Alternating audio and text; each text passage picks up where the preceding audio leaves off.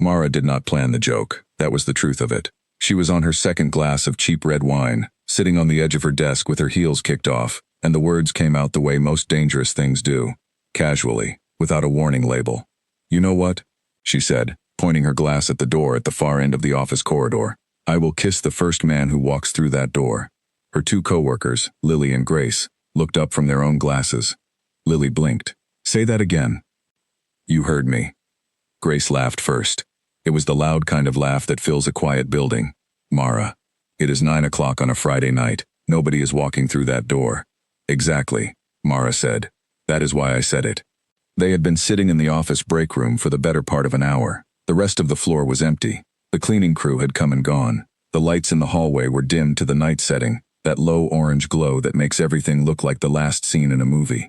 Nobody was coming. Nobody ever came to the 14th floor of Callaway and Partners on a Friday night, unless they had made a terrible decision about their personal life and were using spreadsheets as a substitute for human contact. Mara knew this because she had been that person for the better part of 3 years. She worked in the financial analysis division of Callaway and Partners, a mid-sized consulting firm that occupied floors 12 through 16 of a glass tower in the financial district.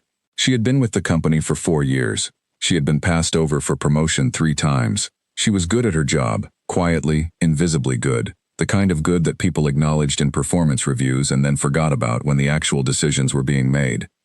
Tonight, the latest promotion had gone to someone named Colin, who had been with the company for 11 months, and who once asked Mara to explain the difference between a balance sheet and an income statement. She had explained it. She had done it kindly.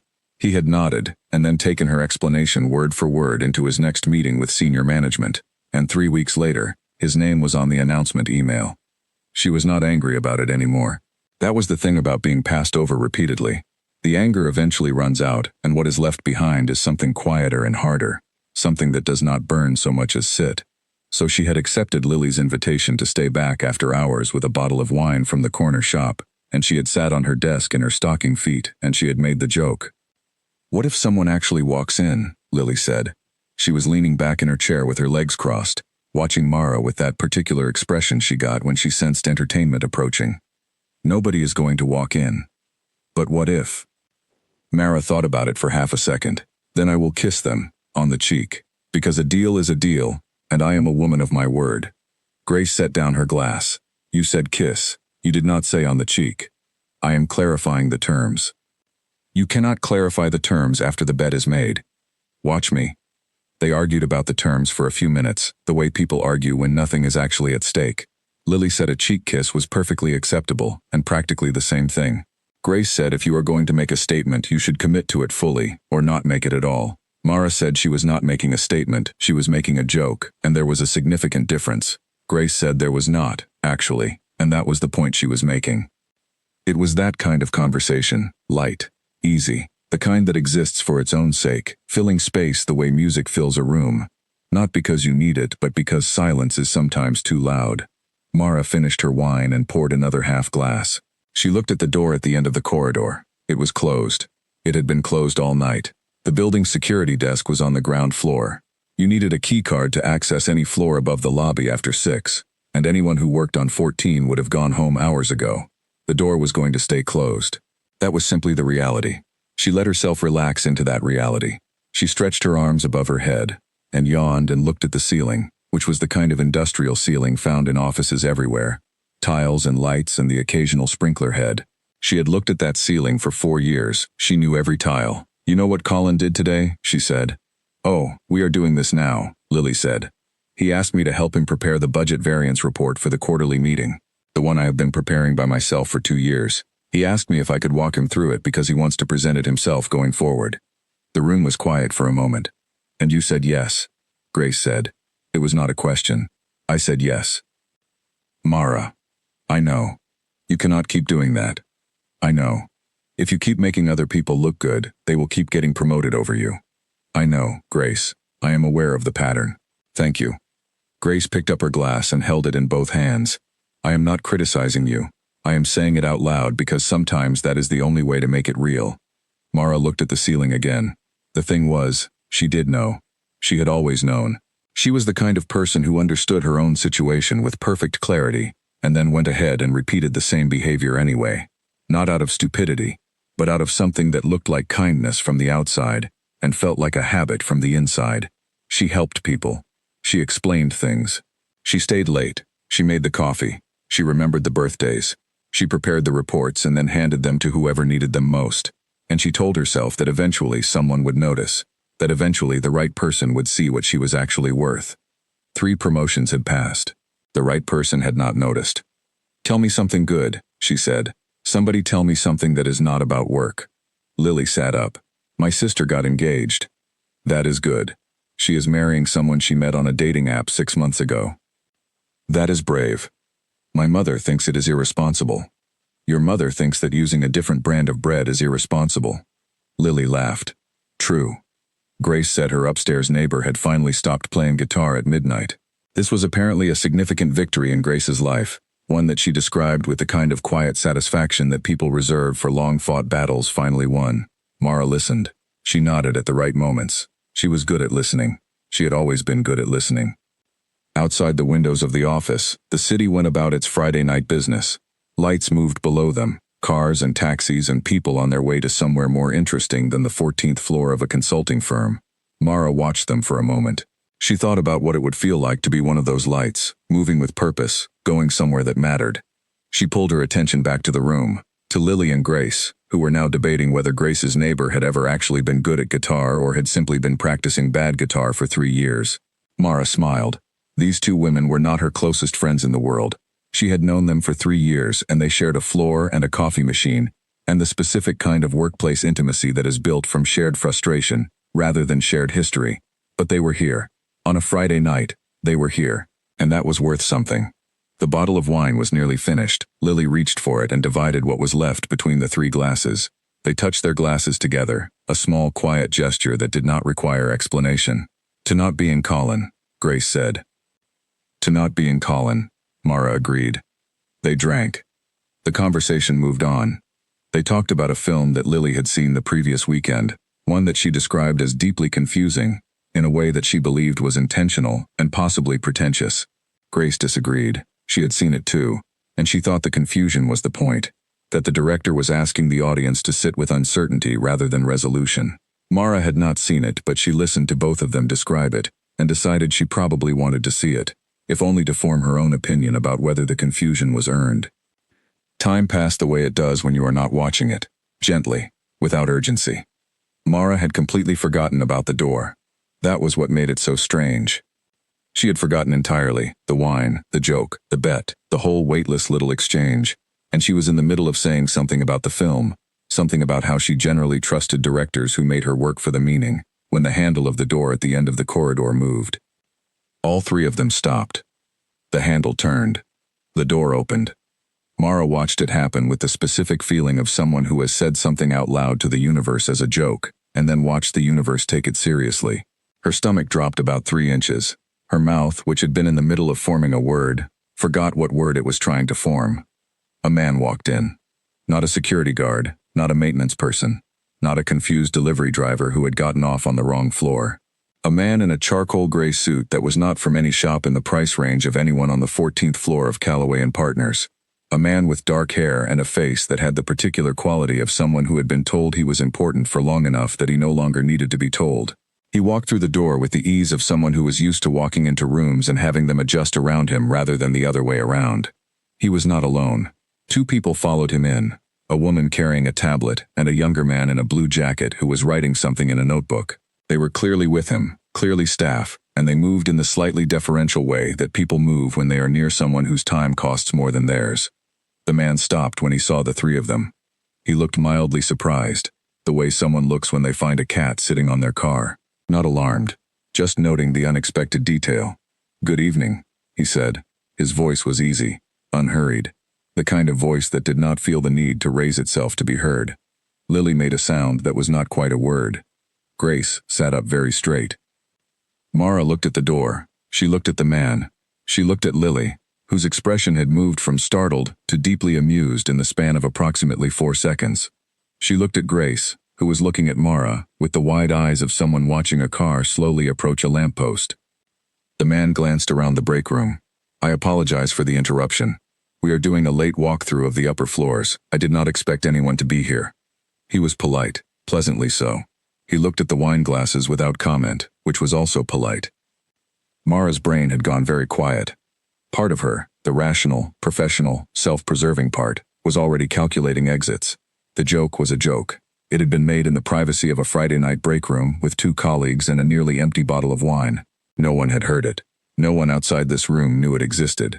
She could smile, say a professional good evening, and let the man complete his walkthrough and leave, and the whole thing would dissolve like it had never happened. That was the sensible thing. That was absolutely the thing she was going to do. And then Lily turned her head and looked at Mara, and her entire face said, "A bet is a bet." Mara looked at the man again. She had said it, out loud, to 2 witnesses. She had said she would do it, and she had a complicated relationship with backing down from things she had said she would do, a relationship that went back further than she could trace, and that probably said something about her that a therapist would find interesting. He was still looking around the room, apparently doing a brief scan of the space. He had not looked at her again yet. She had maybe 10 seconds. The rational part of her brain put up one final argument. This is a professional setting. This man is clearly senior. This is not the moment. You do not know who this is. She stood up. Her feet found the floor. She was still in her stocking feet, her heels somewhere under the desk. She was aware of this. She smoothed the front of her blouse anyway, one quick automatic gesture, and she crossed the break room. 7 steps. She counted them without meaning to. The man turned just as she reached him, and for one moment, his eyes met hers and there was a flicker of something in his expression. Not alarm, not recognition, just a quick recalibration, the kind a person does when a situation changes faster than they expected. She stopped in front of him. She reached up. She kissed him on the cheek. It was brief, clean. She pulled back and stood straight and looked him in the eye, and she did not let her face do anything other than what she intended, which was to project a calm she absolutely did not feel. "Welcome," she said. "We take hospitality very seriously on this floor." The silence in the room was total. Then, slowly, the man's expression shifted, not into confusion, not into offense. He smiled. It was a quiet smile, the kind that does not show a lot of teeth, that lives mostly at the corners of the mouth and in the eyes. The kind that means the person is genuinely entertained, and is choosing to let that show. "I can see that," he said. Behind her, Mara could hear Lily making a sound that was clearly a suppressed laugh, being violently held back with considerable effort. She did not turn around. "I am Mara," she said, because she did not know what else to say, and silence at this point seemed worse than words. "I know," he said. And then, before she could process that, he looked at the 2 people with him, and made a small gesture with his head, and they all moved toward the main office space. And he followed them, and the door at the far end of the room closed behind them, and he was gone. Mara stood exactly where she was for 3 full seconds. Then she turned around. Lily had both hands over her mouth. Grace was staring at Mara with an expression that existed somewhere between admiration and genuine concern. "I know?" Lily whispered. "He said I know?" "He said I know," Mara confirmed. "How does he know your name?" "I have no idea." "Mara," Grace said carefully, "do you know who that was?" Mara looked at the closed door. She looked back at Grace. Something in Grace's expression, the particular kind of careful that people use when they are about to say something that will change the shape of a conversation, made her stomach do the same dropping thing it had done when the door handle first moved. "No," she said. "Should I?" Grace set her wine glass down very slowly. "That," she said, "was Calum Draveth." The name landed in the room like a stone landing in still water. Mara heard it. Her brain received it. It took a second for the connections to complete. Calum Draveth. The name that appeared at the top of every major financial news piece she had read in the past 2 years. The name attached to Draveth Industries, the parent holding group that had quietly acquired a portfolio of mid-tier consulting and financial services firms over the past 18 months. The name that her own senior management had been speaking in low, careful voices for the past month, ever since the rumors about a potential restructuring had started circulating on the upper floors. Calum Draveth. She had just kissed the man who, in all likelihood, owned the building she was standing in. Lily had finally stopped suppressing the laugh. It came out now, full and helpless, and she dropped her head into her hands. "A bet is a bet," she managed, between waves of it. Mara sat back down on her desk. She picked up her wine glass. She took a very long, very slow sip. She stared at the closed door. He had said he knew her name. He had said it like it was a simple fact. like it was not the strangest thing that had just happened in a Friday night break room on the 14th floor of a building that was already having a complicated month. She replayed the moment in which he had smiled. It had not been the smile of a man who was offended. It had not been the smile of a man who was planning to have her escorted off the premises. It had been something quieter than that, and somehow, for that reason, more unsettling. She put down the wine glass. "I need a moment," she said. "Take all the time you need," Grace said. Outside, the city lights moved on without her. 14 floors below, people were living their Friday nights. Up here, in the low orange glow of an office that smelled like carpet and the last of a cheap bottle of red, Mara sat with the weight of what she had just done, and tried to decide exactly how much trouble she was in. She had kissed the most powerful man to walk through their offices in years. On a dare. In her stocking feet. And he had smiled. That smile was going to keep her awake tonight. She already knew it. She did not sleep well. This was not entirely surprising. Mara was not, in general, a great sleeper. She was the kind of person whose brain treated the quiet of night as an invitation to revisit every conversation she had ever had, and identify the 17 things she could have said better. She had learned to manage this over the years. A particular podcast about history that she played at low volume. A specific cup of herbal tea. A window cracked just enough to let in street noise that smoothed the silence into something livable. None of it worked on Friday night. She lay in her apartment, in the dark, and stared at the ceiling she knew well, and replayed the moment approximately 47 times. Not the kiss itself. That part was brief, and had ended before her brain had fully registered it was happening. What she replayed was the moment after, the turning of his head, the recalibration in his eyes, the smile that had taken its time arriving and then stayed. And the two words, "I know." She had told herself, at various points between 2 and 4 in the morning, that those two words meant nothing. That he had probably been told the names of people still present in the office as a matter of basic walk-through protocol. That of course he knew her name. His staff had likely prepared a list. He was a man who had people who prepared lists for him. By 4:30, she had mostly convinced herself. By 5, she had unconvinced herself again.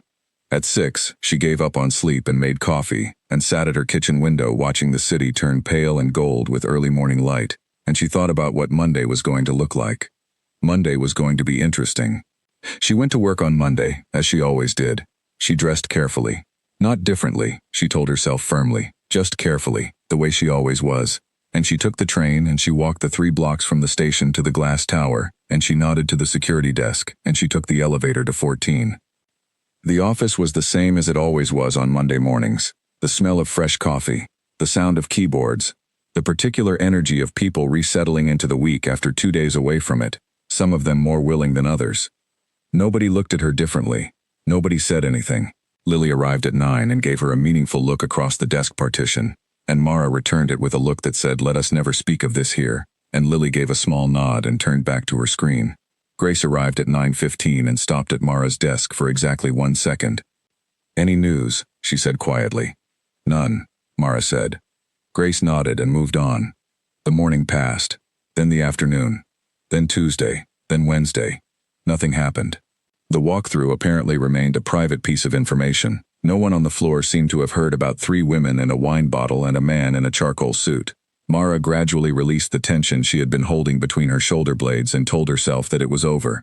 It had been a moment, an absurd, unplanned, categorically unprofessional moment, that had apparently had no consequences, and she could file it away in the drawer in her brain marked things that happened that nobody needs to know about, and move on with her life.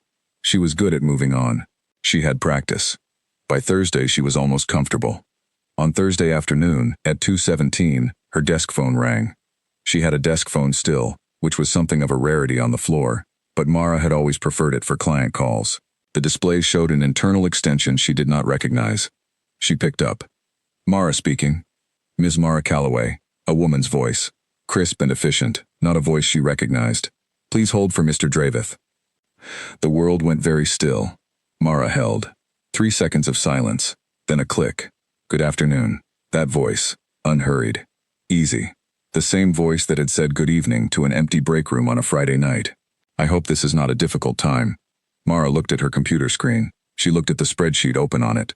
She looked at the small green plant on the corner of her desk that she had been keeping alive with considerable effort for 2 years. She gripped the phone with both hands. "Not at all," she said. Her voice came out steady. She was grateful for that. I wanted to follow up on my visit last week, he said. I do walkthroughs of any company in our portfolio that I am considering active engagement with. It is a habit. I find you learn more from a building at night than during business hours.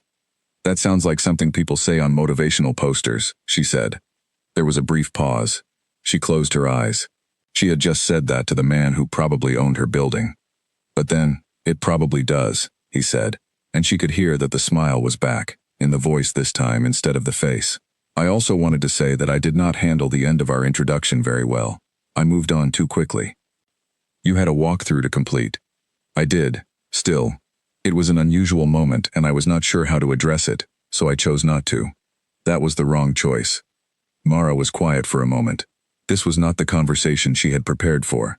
She had prepared for a human resources conversation. She had prepared for a professional consequence conversation. She had not prepared for a man calling her 4 days after she had kissed him on the cheek, to tell her that he had not handled the aftermath well enough. I owe you an apology, she said. Do you? For the inappropriate. For what I did. It was not professional. No, he agreed. It was not. But I am not calling about that. Then what are you calling about? I am calling, he said, because I know your name, because your performance reviews have been sitting on my desk for 2 weeks. Your company's senior management submitted a restructuring proposal to my office. Part of that proposal involved personnel assessments. Your name appears in those assessments more frequently than anyone else's, and almost always attached to work that was not credited to you. She did not speak. I also know, he continued, that the budget variance report that was presented to my team 3 weeks ago was prepared by you and presented by someone else. I know this because the format matches your previous quarterly analyses exactly, and because the person who presented it could not answer 2 of my questions about the underlying assumptions. The plant on the corner of her desk had a new leaf coming in. She had noticed it this morning and felt pleased about it. She looked at it now and thought about the fact that she had been this close to invisible all these years, and that apparently the only person who had noticed was someone who owned the building she sat in. I see, she said finally. I have a meeting on Friday morning, he said. 9th floor conference room, 9 o'clock. I would like you to attend. What kind of meeting? The kind that is relevant to your future at this company. She was quiet again. I am not able to tell you more than that, he said, because the formal announcement has not been made yet, and I do not want to get ahead of the process. But I wanted you to hear from me directly that your presence is requested, not required. If you are not comfortable, that is understood. She thought about this. She thought about the spreadsheets, the meetings, the budget variance report that she had prepared for 2 years and handed off with a smile. She thought about Colin. I will be there, she said. Good. A pause. The hospitality on your floor is appreciated, by the way. She felt the color rise in her face. She was grateful that he could not see it. That was a company policy, he said, and she could hear that he remembered her exact words. Yes, I recall. Mr. Draveth. Calum, he said. You can call me Calum, given the circumstances. She did not know what to say to that.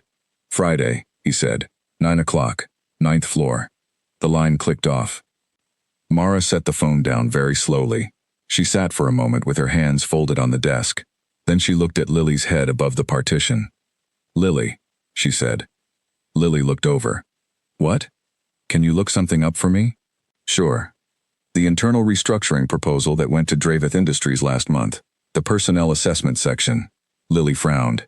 That is supposed to be confidential. I know. A pause. Give me 20 minutes, Lily said, and dropped back below the partition. Mara turned back to her screen. She was not going to panic. She was an analytical person. She worked with data for a living. She was going to collect information, assess the situation, and make rational decisions based on what she found. She was also going to try very hard not to think about the way he had said given the circumstances. 35 minutes later, Lily appeared at the side of her desk with a printout that she held low, screen side down, and slid onto Mara's desk like a state secret. Mara flipped it over. It was 3 pages. She read the first page and kept her expression very still. She read the second page and felt something shift somewhere behind her sternum, a slow and complicated feeling that was part anger and part something else she was not ready to name. The third page had her name on it 7 times. Every instance was attached to a project. Every project had an outcome rating. Every outcome rating was excellent. Below the outcomes, in a column labeled Reporting Lead, her name did not appear once. She set the pages down. She straightened them into a neat stack. She pressed her fingertips against them. Someone put your work in a file, Lily said quietly, and then put someone else's name on it. Yes, Mara said. And Draveth saw it. Apparently. Lily was quiet for a moment, then, "Are you okay?" It was a simple question, a genuine one, and the thing about genuine questions, asked at exactly the right moment, is that they have a way of landing somewhere you were not expecting. Mara pressed her fingertips harder against the papers. She was not okay, exactly. She was the specific kind of not okay that comes from seeing a long and complicated truth written in plain black and white in front of you, the kind that says, yes, you were right. It was as bad as you suspected. It was actually slightly worse. She had known. She had known for years. But knowing something in the privacy of your own head and seeing it documented in a corporate assessment report are two entirely different experiences. But she was also, and this part was harder to name, something else. Something that sat next to the anger, rather than replacing it. Something that felt dangerously close to hope. A man had read a file. He had looked at documented patterns of invisible work and unearned credit, and then he had called her desk phone directly, and he had said her name like it was a word he had been keeping. "I will be fine," she said. "I have a meeting on Friday." Lily looked at her for a moment. "Is this about the restructuring?" "I think so." "Are you worried?" Mara thought about the charcoal suit, the easy voice, the quiet smile that had come without permission. "No," she said, and she meant it. She was not worried. She was something she had not been in a long time, something she was almost afraid to recognize, because she had learned not to trust it. She was paying attention. That night she went home and did not look up Calum Draveth's name online, because she decided she did not want to walk into that meeting with a version of him assembled from news articles and profile pieces. She wanted to walk in with the version she had, the one built from a Friday night and a 2-minute phone call, and the specific way a smile sounds when you cannot see it. She made her herbal tea. She cracked the window. She put on the history podcast. She was asleep before the first chapter ended. Friday arrived the way significant days often do, looking exactly like every other day until the moment it stopped. She arrived at the 9th floor at 8:55. She had never had a reason to spend time on the 9th floor. It was senior management territory, a different grade of carpet and a different quality of air, the kind of floor where the coffee machine made things that required 2 presses instead of 1. The conference room was at the far end of the corridor. The door was open. She could see 4 people already inside. 3 of them she recognized as members of her firm's senior leadership. The 4th was a woman she did not know, who was arranging folders at the far end of the table, with the purposeful efficiency of someone who had done this 100 times. The 5th person was not in the room yet. Mara took a breath. She walked in. She found a seat at the table and sat down and put her notebook in front of her and uncapped her pen and looked at the door. At 3 minutes to 9, Calum Draveth walked in. He was in a different suit today, dark navy. His eyes moved around the table in a quick, practiced sweep, and they paused, for the length of half a breath, when they reached her. Then he sat down at the head of the table and opened the meeting, and whatever that half-breath had meant, it was already gone, contained and filed, and the room around her was already adjusting itself to him the way rooms do when he enters them. She uncapped her pen. She was ready. The meeting lasted 45 minutes. In those 45 minutes, Calum Draveth did something that none of her firm's senior leadership had done in 4 years. He asked questions, and then listened to the answers. Not the kind of listening that is actually just waiting, the kind where someone nods at appropriate intervals while their eyes slide to a different thought, but actual listening, the kind that lands, the kind that generates a follow-up question and then another, digging towards something specific. He was asking about the firm's internal reporting structure, how information moved from the analytical teams up through the management chain, at what points data got summarized, compressed, repackaged, who was in the room when those summaries happened and who was not. The senior leadership answered in the careful, polished way of people who have spent years shaping their sentences around what they want to convey rather than what is true. Mara had been in enough meetings to know the difference. Calum had been in enough meetings to know the difference too. He asked the same question 4 different ways, and each time the answer he received was slightly different from the last, and each time his expression remained pleasant and unchanged, which she was beginning to understand was its own kind of pressure. Then he turned to her. "You work in financial analysis," he said. "Tell me how a budget variance report gets prepared from the raw data level." One of the senior managers, a man named Philip who had worked at the firm for 20 years, and who owned a boat and talked about it frequently, shifted in his seat. Mara did not look at Philip. She explained the process, clearly, from the beginning. She described how the raw data came in, how it got cleaned and verified, how the variance calculations were structured, what assumptions were built into the model and why, where the margin for interpretive error lived. She described it the way she would describe it to herself, without decoration, because this was a room full of people who either already understood it or needed to understand it, and either way decoration wasted everyone's time. Calum listened. He did not interrupt. When she finished, he said, "And the assumptions, are those standardized across quarters or do you rebuild them each time?" "I rebuild them each time," she said. "The business context changes. Standardized assumptions can mask real shifts in performance."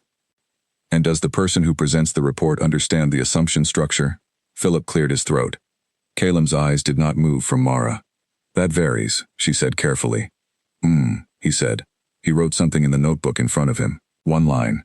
Short. "Thank you." He moved on. He asked the room other questions. He circled back twice to things that had been said earlier, connecting them to new information, building a picture with a patience that made Mara think of someone assembling a complicated puzzle not from the edges in, but from the center out. When the meeting ended, he thanked the room and stood, and his staff gathered their materials and the senior leadership gathered theirs, and there was the ordinary movement of people rising from chairs and reaching for notebooks and exchanging brief professional remarks near the door. Mara capped her pen. She was pulling her chair back when she realized he was still standing at the head of the table, not moving toward the door, looking at her. Everyone else had moved into the corridor. They were alone in the room. She stood up. "You are good at that," he said. "At what?" "Explaining something complicated so it lands simply." She looked at him. She held her notebook against her chest and looked at the man who had walked through a door on a Friday night and changed the shape of her week. "I have had a lot of practice," she said. "I know." He said it the same way he had said it the first time, simply, as a fact. "You have been doing it for 4 years." She did not answer. He reached for his own notebook. He looked at the page, then closed it. "Monday," he said. "There will be a formal communication from our office. I want to make sure you read it before you talk to anyone else about its contents." "Why?" "Because the people who will want to talk to you about it will have opinions about what it means for them. I would prefer you to form your own opinion first." She studied him. He was not an easy man to read, she was finding. His face did not give away more than he decided to give. But there was something in the directness of the way he spoke to her, something that was not flattery, and was not management, and was not any of the polished professional registers she had learned to translate in 4 years of working in this building, that she found herself responding to without entirely choosing to. "All right," she said. "Good." He picked up his notebook. He moved toward the door. Then he stopped. "Also," he said, without turning around, "for the record, I would have found a reason to talk to you even without the file." He said it lightly, like a footnote, like it was a small thing. He walked out. Mara stood in the empty conference room on the 9th floor for a long moment. The city was visible through the windows, all glass and light and noise made silent by distance. Below, everything moved in its usual relentless way, unconcerned with what was happening on this floor, in this room, to her. She had spent 4 years being invisible in this building. It appeared that era was ending. She was not entirely sure what was beginning instead. The email arrived on Monday at 7:52 in the morning, 3 minutes before Mara reached her desk. She saw it on her phone on the elevator up, and by the time she sat down she had already read it twice. She read it a third time with her coat still on and her bag still over her shoulder, sitting in her chair in the particular frozen way of someone who has received information that is too large to process standing up. The subject line was, "Organizational Announcement, Dravith Industries Integration, Callaway and Partners." The email was 4 paragraphs. The first 2 were the standard language of corporate announcements: gratitude, vision, shared values, forward momentum. She skimmed those. The third paragraph was the important one. Effective in 6 weeks, Callaway and Partners would be fully integrated into the Dravith Industries consulting portfolio. The existing division structure would be dissolved and replaced with a new team architecture. A number of senior positions would be opened through an internal application process. The process would be overseen by a newly appointed internal review panel. The 4th paragraph contained one name.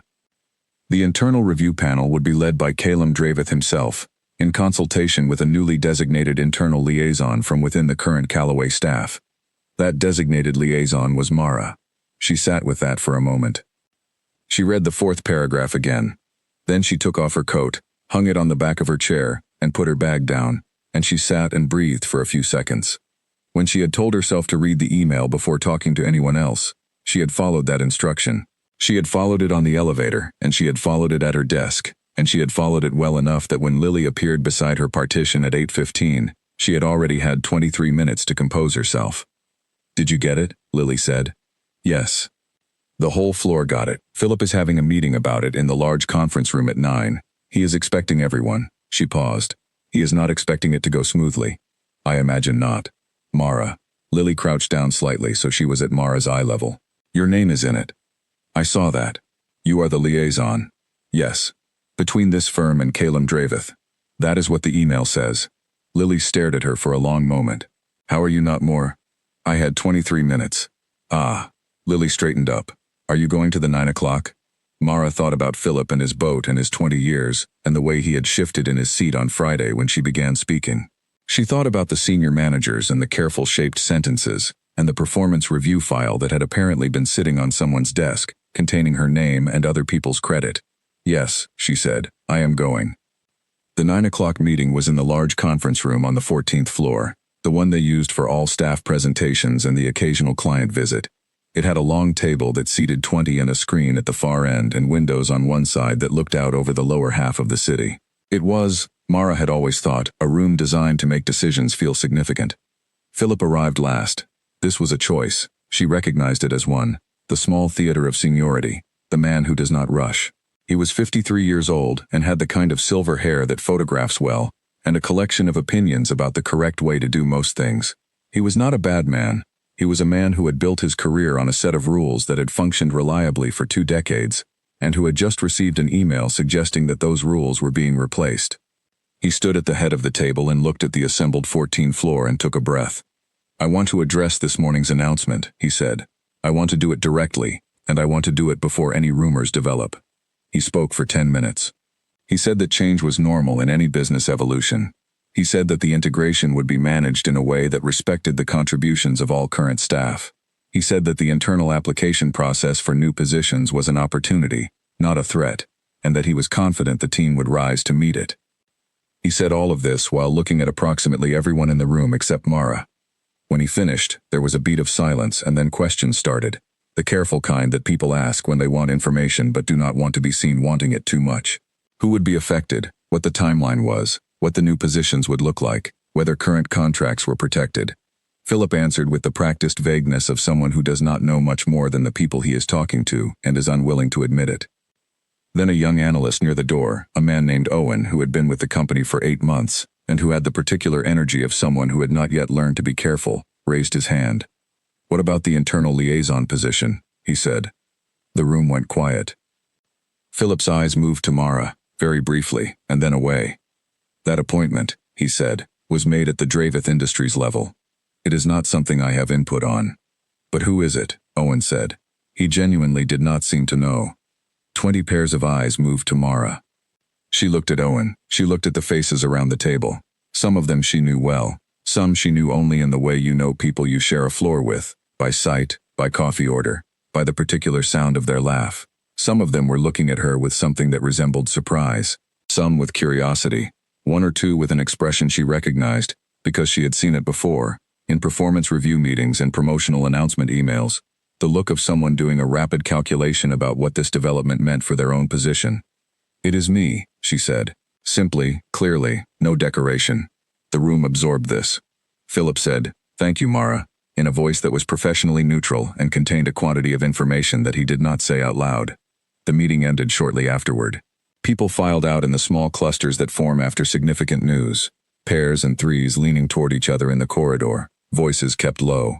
Mara was the last to leave. She walked to her desk and sat down and opened her laptop and began to work. She had 3 analyses due by the end of the week and she was going to finish all of them, because that was what she did.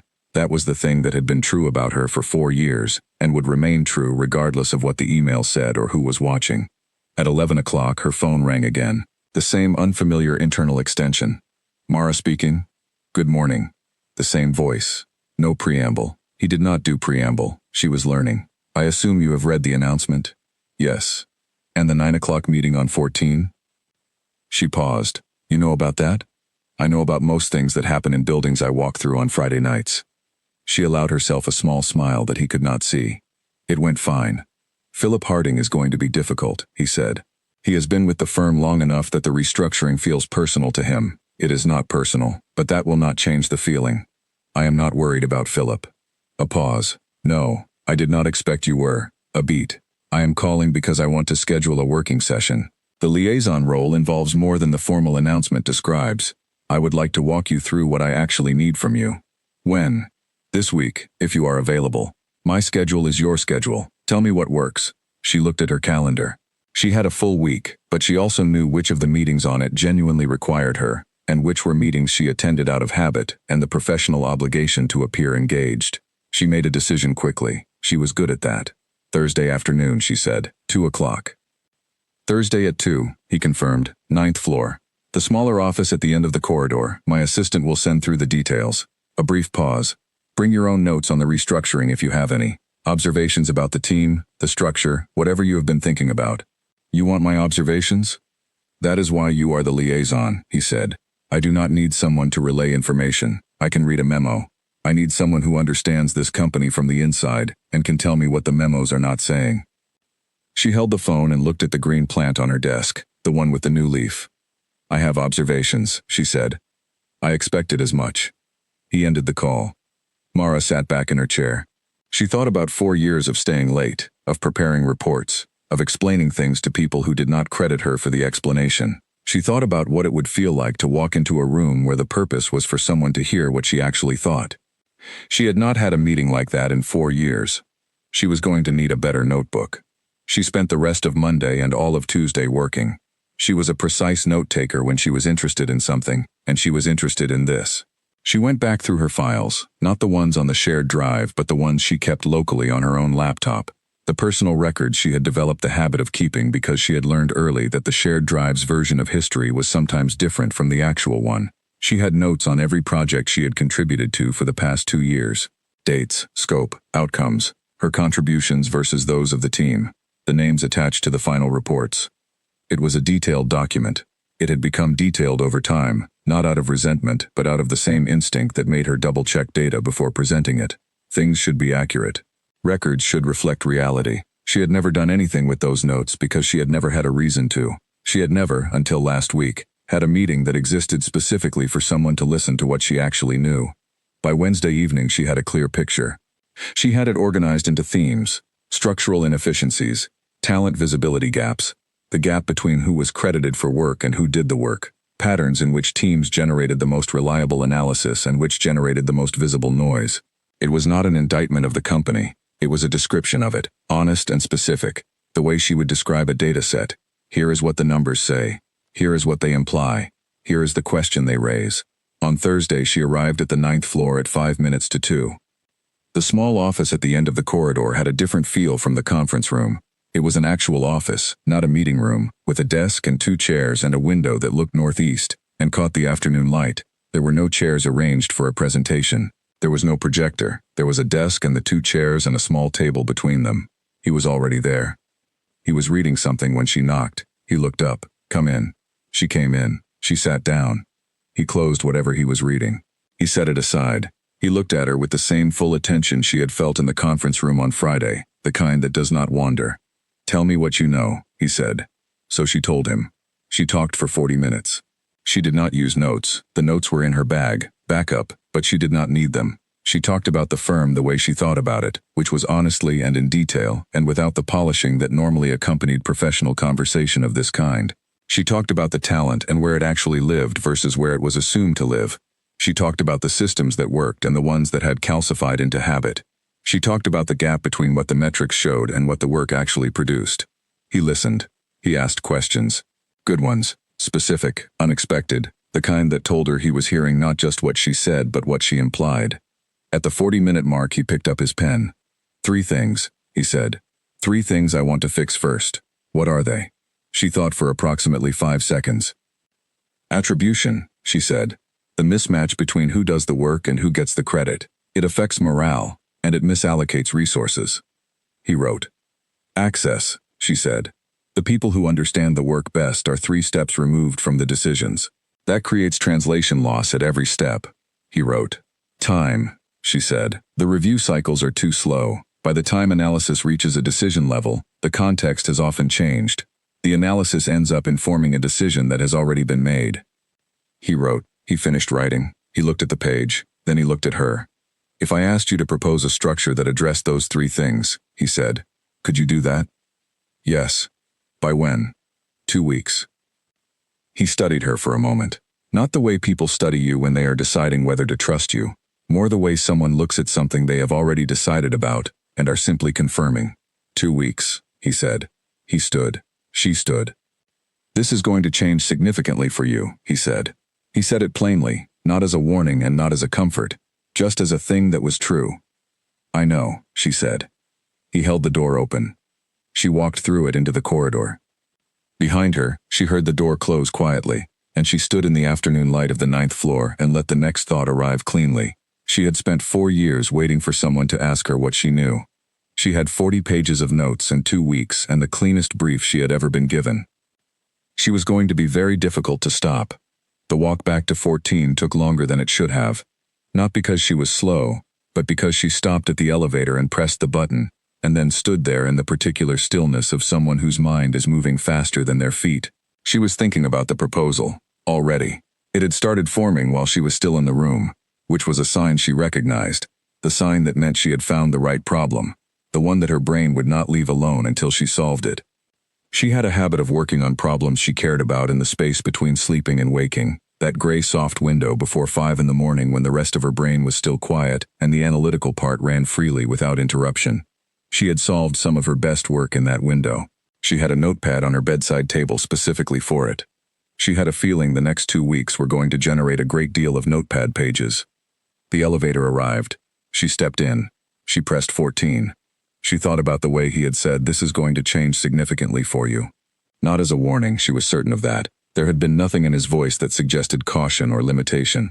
He had said it the way you tell someone that rain is coming, factually, with the assumption that they would take what was coming and work with it. She thought about the very first version of herself that had walked into this building 4 years ago. She had been 24, and she had been eager in the particular way of people who have not yet learned to calibrate their eagerness for the room. She had believed sincerely that good work was self-evident, that it announced itself, that people would see it and respond to it with the recognition it deserved, because that was how things logically ought to work. 4 years had been an education. She had learned to be careful.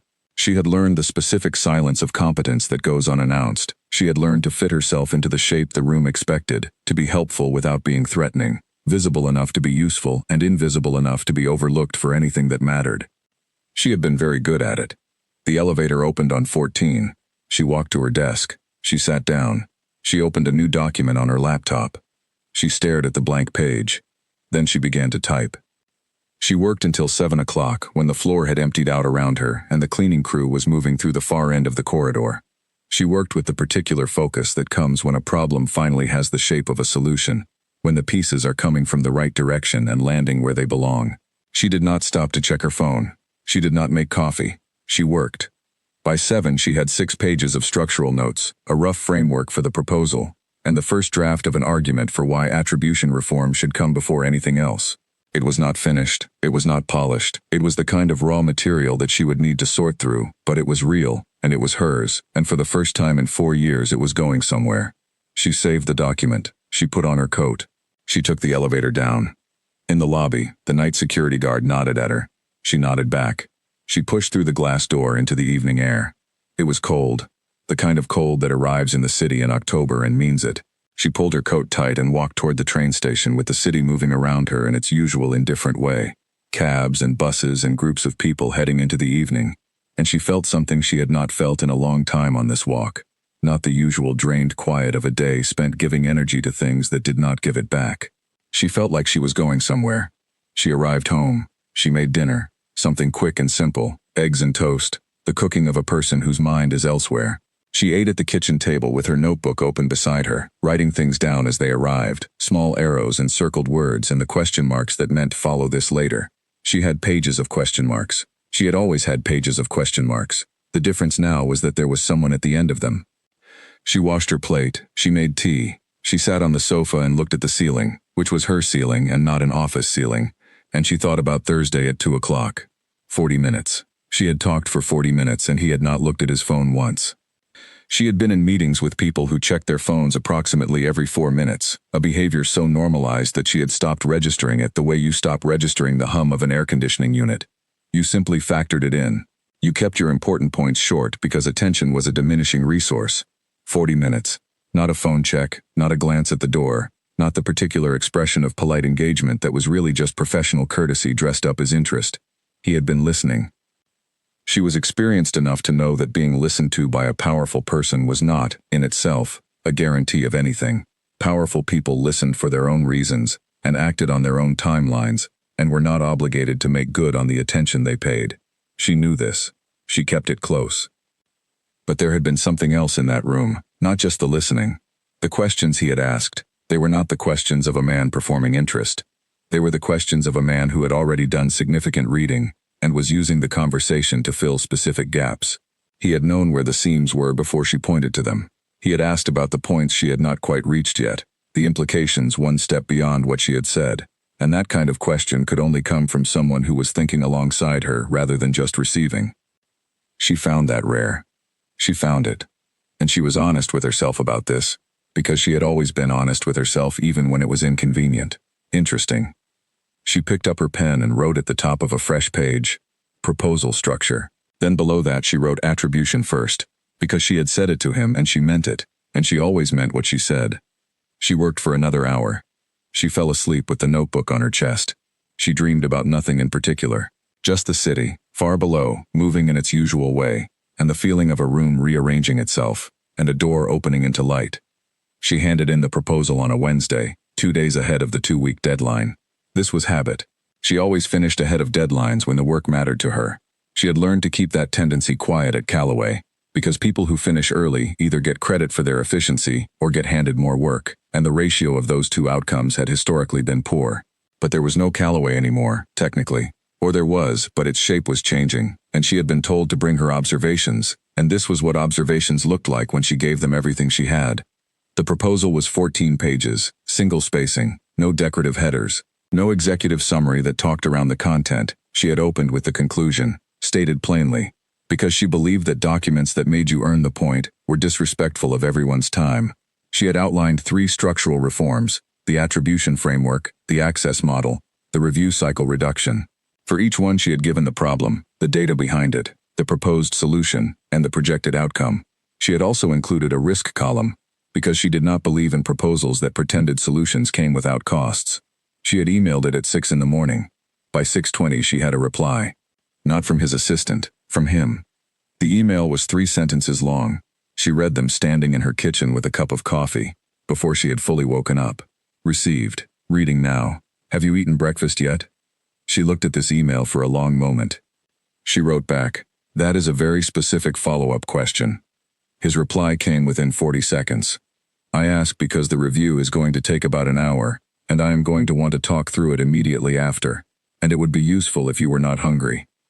She looked at the clock. It was 6:23 in the morning. She wrote back, I will eat breakfast. He wrote, good, 9 o'clock, 9th floor, same office. She put down her phone and went and made toast.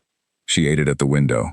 She thought about the fact that she had just received a work email at 6:15 in the morning that contained a question about her breakfast, and that she had answered it without finding it strange, and that it somehow did not feel strange, which was itself its own kind of information.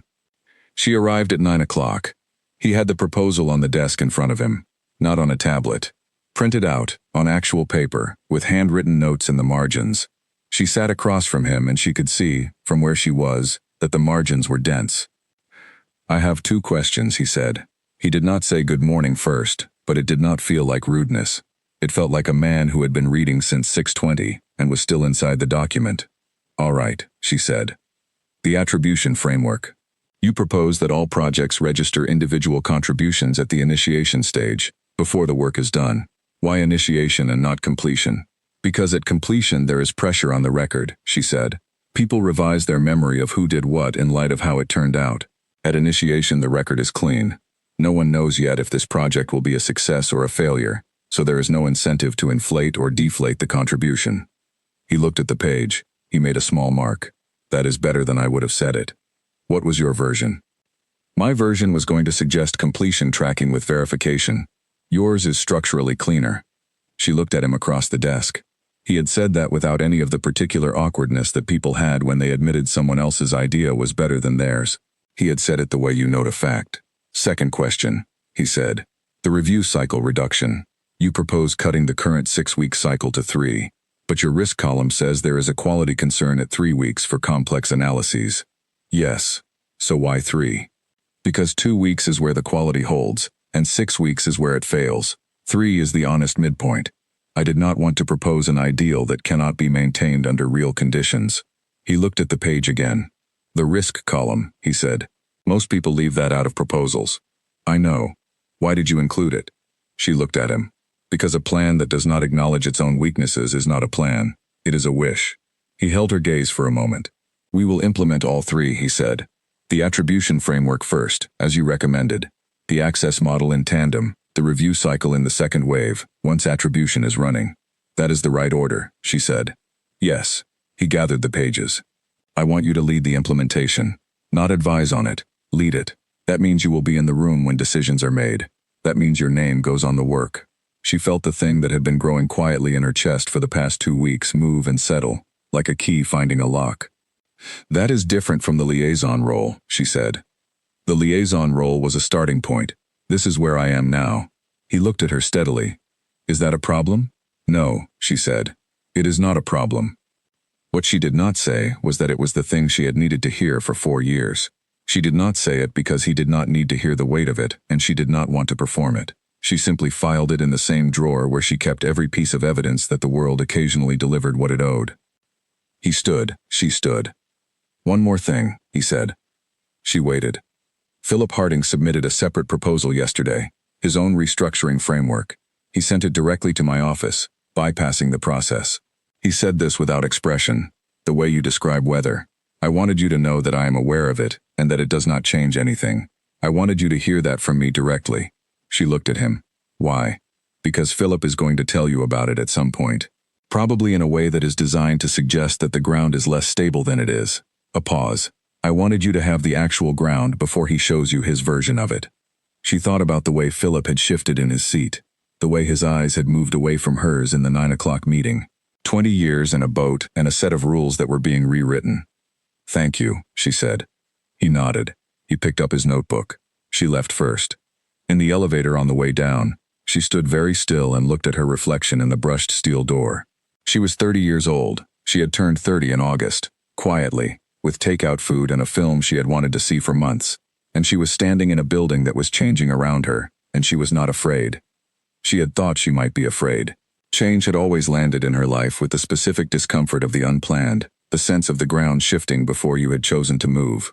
But this did not feel like that. This felt different. This felt like moving. The elevator opened on 14. She stepped out. Owen was in the corridor. He fell into step beside her. He had the slightly nervous energy of someone who wanted to say something and was trying to find the least conspicuous way to say it. Mara, he said. Owen, is it true that you are running the implementation? She looked at him sideways. Word travels fast. The assistant on 9 mentioned something to someone on 12 and it came up on 14 by 8:45. He paused. Was it the proposal? Did your proposal get accepted? She stopped at her desk. She turned to look at him. He was 26 and eager, and had not yet learned the careful calibration she had spent 4 years mastering, and she found herself thinking that maybe that was not entirely a bad thing. Yes, she said. It did. He grinned. It was the unguarded kind. That is, Mara, that is really good. The floor has been talking about the attribution framework idea since last week when Grace mentioned it in the kitchen. She looked at Grace's desk. Grace looked up and gave a small, genuine smile. The risk column was the right call, Grace said, as if they had been mid-conversation. I read Philip's proposal. Mara raised her eyebrows. He emailed it to the whole floor this morning, Grace said. To build support, I think. What does it say? It says that the current structure is fine, and that the proposed changes are disruptive, and that the people who know the firm best should be guiding any transition. By which he means himself. By which he means himself, yes.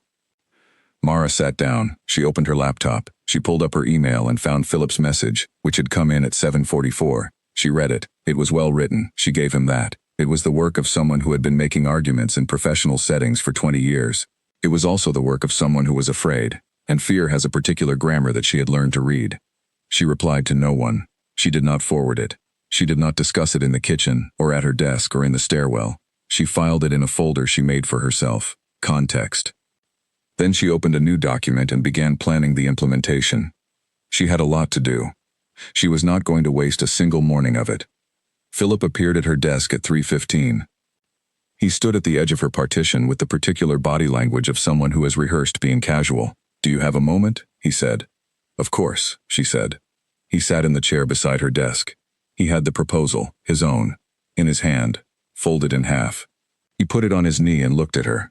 "I want you to know," he said, "that I do not have any personal objection to your role in this process. Thank you, Philip. My concern is with the pace. The timelines are aggressive. 3 weeks on a cycle reduction, attribution reform on top of implementation. People here need time to adjust. These are real human beings, not data points." She looked at him. He was right. In the way that people are often right about the wrong thing. She had thought about pace. It was in her risk column. She had also built in the adjustment time. It was on page 9 of the proposal. "Page 9, she said. He paused. "What?" "The adjustment period is on page 9 of my proposal. 14 weeks of phased onboarding before full cycle shift. The timeline looks aggressive from the outside. The scaffolding is there." He looked at her for a moment. "You put it in the risk column," he said. "Yes." A pause.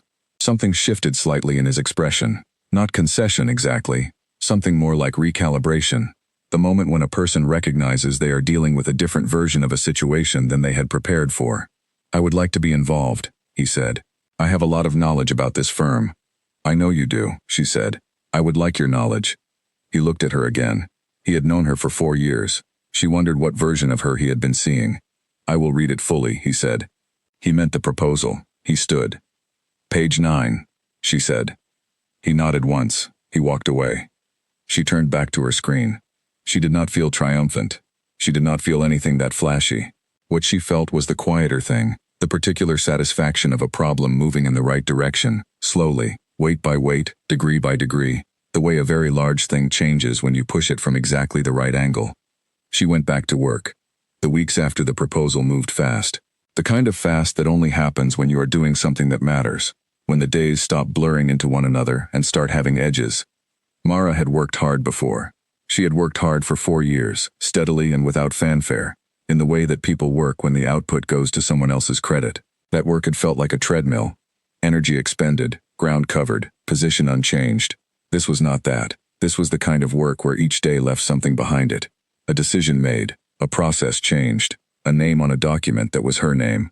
She learned the rhythm of working with Calum quickly. He was decisive in a way that she appreciated, the kind of decisiveness that was not impatience but certainty. He moved fast when he understood something and he asked questions when he did not, and the line between those two states was clear and consistent. She began to read the pace of their conversations. When he was asking questions, she gave him information without wrapping it in reassurance. When he had enough to decide, she stopped talking and let him. It worked. They had standing sessions every Tuesday and Thursday. The small office on 9 became familiar to her, the angle of the afternoon light through the north-facing window, the way traffic sound rose and fell below, the particular quality of the silence when he was reading something and she was waiting. He had the habit of writing while she talked. Not everything, not the structural things she said, the ones he already understood. He wrote the things she said sideways, the observations that lived in the margins of the main points, the details about people and patterns and the small human mechanics of how the firm actually ran. She noticed this. She did not mention it. She also noticed that he remembered everything she said, not in the aggressive, slightly unnerving way of someone who is cataloging you, but in the way of someone who is building a picture and treating every piece as significant. He would refer back to things she had mentioned 2 sessions ago, connections she had not made explicitly but that he had traced. She found this, and she was careful with the word, even in her own head. Interesting. She had known interesting people before. She had worked with smart people, even brilliant people. People whose analytical capacity was genuinely impressive, but there was something about the way Calum's intelligence operated that was different from what she was used to. It was not self-announcing. It did not perform itself. He did not tell you he had understood something. He simply demonstrated it. 2 questions later, and you caught up. She thought about this on the train home one Thursday. She thought about it more carefully than she intended to. She thought about the way he said her name, not formally, not the way you say a colleague's name, but with the specific ease of someone for whom the word had become natural. She thought about the morning email and the breakfast question. She stopped that train of thought at the station because she was a precise person and she understood the difference between a fact and a projection, and she was not going to build a projection on a fact that was not yet established. But she filed it, carefully, in a folder she had not made on purpose. The implementation moved through its first phase. Attribution tracking went live on 14/1, as planned. The response was mixed, which she had expected.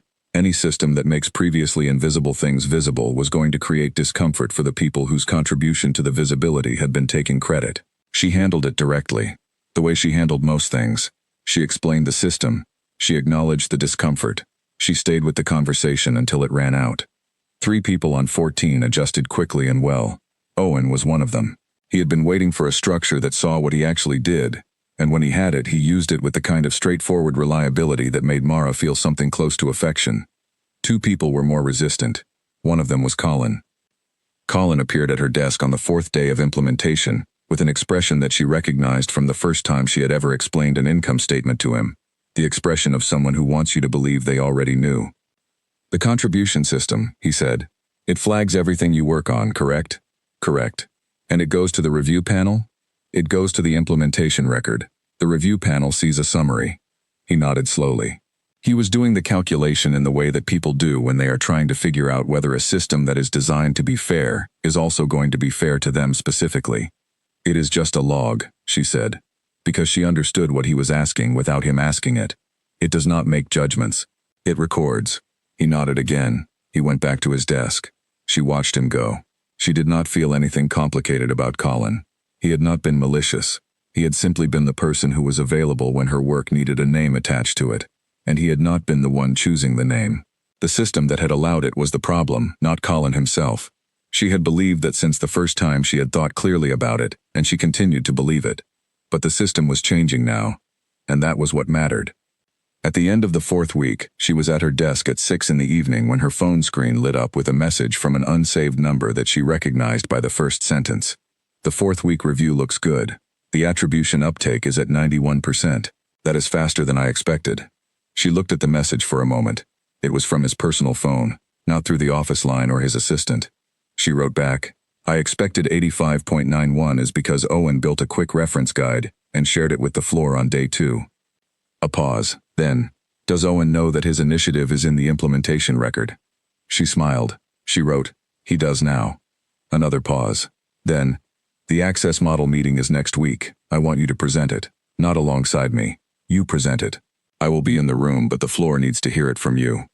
She looked at the message. She thought about 4 years of preparing reports that someone else presented. She thought about the 9 o'clock meeting, the way 20 pairs of eyes had moved to her and she had said simply, "It is me." She wrote, "All right." He wrote, "Good night." She put down her phone. She closed her laptop. She sat in the quiet of the emptying floor and she thought about what it felt like to be here, in this building, at this moment, compared to every moment that had preceded it.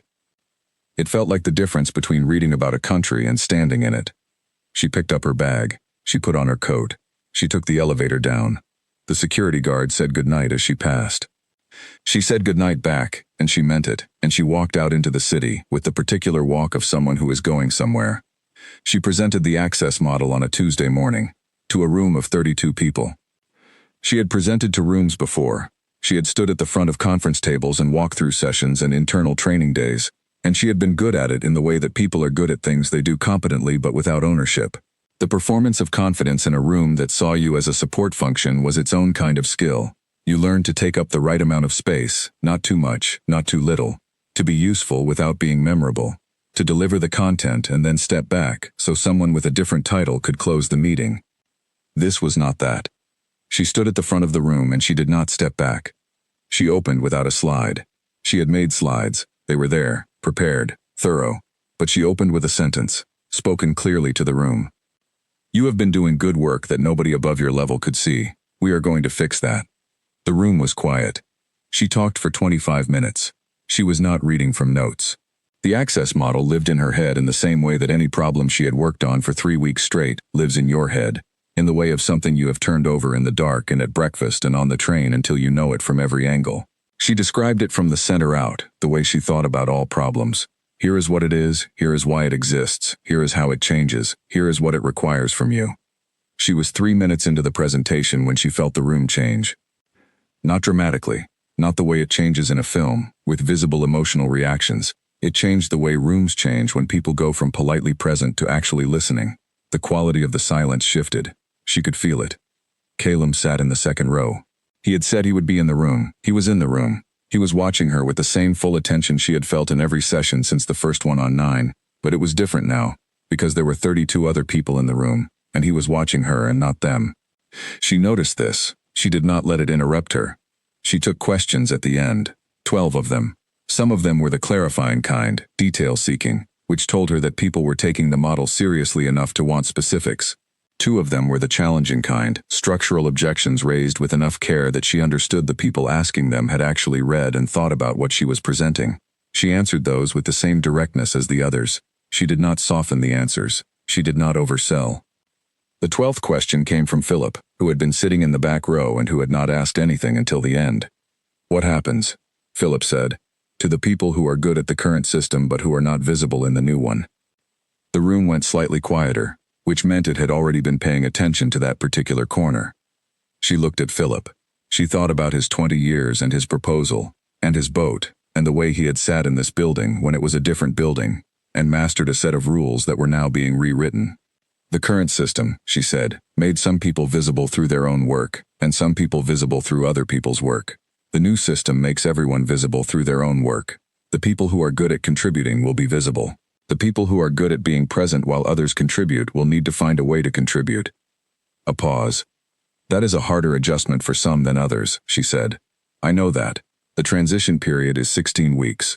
The support structure for that transition is on slide 11. She moved to slide 11. She caught Calum's eye for half a second as she did. There was nothing in his expression that she could read as anything specific, just the quiet attention. Just the steady look of a man who was watching something he had expected, and finding that it was exactly what he had expected. The meeting ended at 10:15. People filed out. The room broke into the usual clusters of post-meeting conversation. She was gathering her materials when Owen appeared at her side. "Slide 7, he said. She looked at him. "What about it?" "The peer visibility function. You said it would allow team members to flag each other's contributions, not just their own. That is the part that is going to actually change the culture, not the management review, the peer piece." She looked at him. He was 26, and eager and not yet careful. And he had found the correct point. "Yes," she said. "That is correct. I want to lead the training for that function when it rolls out." "All right." He nodded and moved away, already at work on something in his head. She picked up her notebook. She turned to leave and nearly walked into Calum, who had come up from the second row and was standing at the end of the table. "The answer to Philip's question," he said, quietly, "not for the room." "Yes." That was the right answer. She looked at him. They were standing close. The particular closeness of 2 people who have been in the same small office twice a week for a month, and have learned the distances of those conversations. "I know," she said. He looked at her for a moment longer than the professional register required. "Not long. A beat. Lunch," he said. "Is that manageable?" She thought about her schedule. She thought about the 4 things on her afternoon list. "Yes," she said. They went to a place 2 blocks from the building. It was not an impressive restaurant. She got the sense that he did not particularly care about impressiveness in restaurants. Just a quiet place that was good and not crowded at noon on a Tuesday. They sat at a corner table. They ordered. They talked about the access model for the first 15 minutes, which was entirely appropriate and also a little funny, because they had just spent 3 hours on the access model and apparently still had things to say about it. Then the food arrived, and the conversation shifted. He asked her how long she had been in financial analysis. She told him, 4 years at Callaway, 1 year before that at a smaller firm where she had learned the basics and confirmed that the basics were something she was genuinely good at. He asked what she had studied. She told him, economics, with a minor in applied mathematics. She had chosen it because numbers told stories if you knew how to read them, and she had always preferred stories that could be verified. He smiled at that. "Stories that can be verified," he said. "It is a very specific preference," she agreed. "What do you do when the numbers tell a story you do not want to hear?" She thought about this. "You report it anyway," she said. "The number does not care what you want. Pretending it says something different does not change what it says. It only changes what you know. He looked at her across the table. She had the sense, not for the first time, that he was filing something. Not about the work. About her. She picked up her fork. She looked at her plate. She decided to say something she had been thinking for 3 weeks. "Can I ask you something?" "Yes," he said. "You had a full restructuring proposal from Philip. You had a portfolio of other firms you could have drawn implementation leadership from. You have a full staff of people whose job is exactly what I am doing. Why did you make me the liaison?" He was quiet for a moment. "The file," he said. "The assessment file. I read a lot of those. Most of them read like a list of what a person accomplished. Yours read like a description of what a person was capable of that had not yet been allowed to happen. That is a different file." She held her fork over her plate. "Also," he said, "the way you explained the balance sheet versus income statement thing in your first recorded coaching session 3 years ago, it is in the training archive. I pulled it. The person you explained it to did not understand it. You explained it 4 different ways without repeating yourself and without any frustration in your voice, and by the 4th way they understood it. Most people stop at 2 ways. She looked at him. 4 ways, he said. I counted. She set her fork down. She looked at the window. She looked at the street outside, which was doing what streets do at noon, full of people and sound and light. You read my training archive, she said. I read everything. That is, thorough. I was going to say something else. I know, but thorough is accurate. He picked up his glass. The file said what you were. What you did on Friday night told me something different. She looked at him. The kiss. Yes. That was a bet, she said. A completely irrational decision made in the absence of any real consequence. I know, he said. He said it the same way he had said it the first time, in the break room, in the dark. That is the part that interested me. She looked at him for a moment. She picked up her fork again. She took a bite of her food, because she was a practical person and the food was going cold, and also because she needed a moment that her face did not have to do anything during. He was interested. He had said it plainly. No decoration, no management, no professional wrapper, just, that is the part that interested me. She had not been prepared for plainness. She had been prepared for a great many things in the past month. The restructuring, the meetings, Philip's proposal, the access model, the 32-person room. She had prepared carefully for all of them. She had not prepared for a man who read her training archive and counted the ways she explained something, and who walked through a door on a Friday night and said he knew her name like it was already a fact in the world. She put down her fork again. I do not know what to do with that, she said. You do not have to do anything with it, he said. I said it, that is all. They finished lunch. They walked back to the building. They went to their respective floors. She spent the afternoon working on the 3rd phase of implementation with the focused efficiency of a person who is using work as a container for the things that do not yet have a shape. She did a very good job of focusing. She only thought about what he had said approximately every 20 minutes, which, for her, was practically restraint. That evening she called Lily. Not from her desk, from the train, which was unusual. She did not typically make calls on the train because she preferred to keep that time for thinking. But she did not want to think tonight, or rather she was going to think regardless, and she wanted a witness for it. Lily answered on the 2nd ring with the tone of someone who had been expecting this call. Tell me, Lily said. Mara told her, all of it, in the compressed way she told things. The presentation, the room, Philip's question, the lunch, the restaurant that was not trying to impress anyone, the answer about the training archive, the 4 ways. Lily was quiet on the line for a moment. He counted, Lily said. He counted. Mara, he counted. I heard you. I was also there. Do you understand what that means? A man who reads training archives from 3 years ago and counts the ways you explain something to a person is not conducting a standard employer evaluation. That is something else entirely. I know what it sounds like. What does it sound like to you? Mara looked out the train window. The city moved past in the dark, lights and tunnels and the reflected lights of other trains going the other direction. It sounds like someone who is very thorough. Mara. I know. For the record, Lily said, when I did a dare in the 7th grade, I got a detention and 2 weeks of being avoided in the hallway. Your dare led to a promotion, an office lunch, and a man who memorized your coaching sessions. The universe is not fair. Mara laughed. It surprised her. She had not expected to laugh tonight, and the laugh came out with genuine warmth, the kind that is not performed. He said something else, she said. He said the kiss interested him because it was irrational. An irrational decision made by a numbers person. Yes. He thinks you are a different person than your file describes. That is what he said. Lily was quiet for a moment. Are you scared? She thought about it. No, she said. I am not scared. Good, Lily said. Because I was there that Friday, and I saw the moment right before you walked up to him. You did not hesitate. You decided, and you went. And whatever is happening now, whatever this is, it started in that moment, not in a file. The train reached her stop. She stood up. Lily, she said. What? Thank you. Thank me by not overthinking it, Lily said. For once in your analytical life. She got off the train. She walked home. She made tea. She sat at the kitchen table and opened her notebook and did not write about the implementation, or the access model, or the review cycle. She wrote, what happens next? She did not answer the question. She left it there, on the page, open and honest, the way she left questions that were not yet ready to be answered. She went to sleep. She dreamed of nothing complicated, just the city, far below, and the feeling of standing in a room where someone was paying full attention. The feeling did not go away in the morning. She stopped trying to make it. The second and third phases of implementation ran through November and into December, and the weeks had a particular quality that Mara would not fully understand until later. A kind of aliveness to them, a texture, the sense of time having edges rather than blurring. She arrived early most days. She left late, but not the old kind of late, the kind that comes from work expanding to fill whatever time you give it because nothing is actually moving. This was the other kind.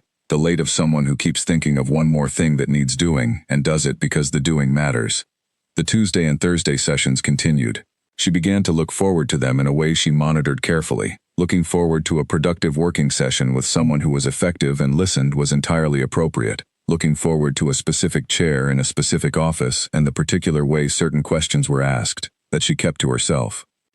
In the second week of November, he stayed in the city through the weekend for a series of meetings with another firm in the portfolio. She knew this because his assistant mentioned it in passing while scheduling a Thursday session, and she filed the information away without attaching anything to it. On Saturday morning, she was at her local coffee shop 2 blocks from her apartment. She went every Saturday. It was routine, a table by the window and a flat white and her notebook, when someone set a cup down across from her. She looked up. He was not in a suit. He was in a dark jacket and looked, if anything, more settled in himself without the professional frame around him. He looked at the empty chair across from her table. May I? She looked at the chair. She looked at him. You are not supposed to be here, she said. This is my Saturday. I know. He sat down. I saw you through the window. I was going to walk past. But I have been past this coffee shop 3 times this week on different routes, and apparently my subconscious has been making navigational decisions without consulting me. She looked at him for a moment. Then she looked at her notebook, which was open to a page she did not want him to see, and she closed it. Coffee, she said. Already ordered, he said. They sat. The coffee shop around them did its Saturday morning business. Families, couples, the particular kind of lone reader who carries a physical book and treats that as a personality statement. The window beside them showed the street in the thin November light.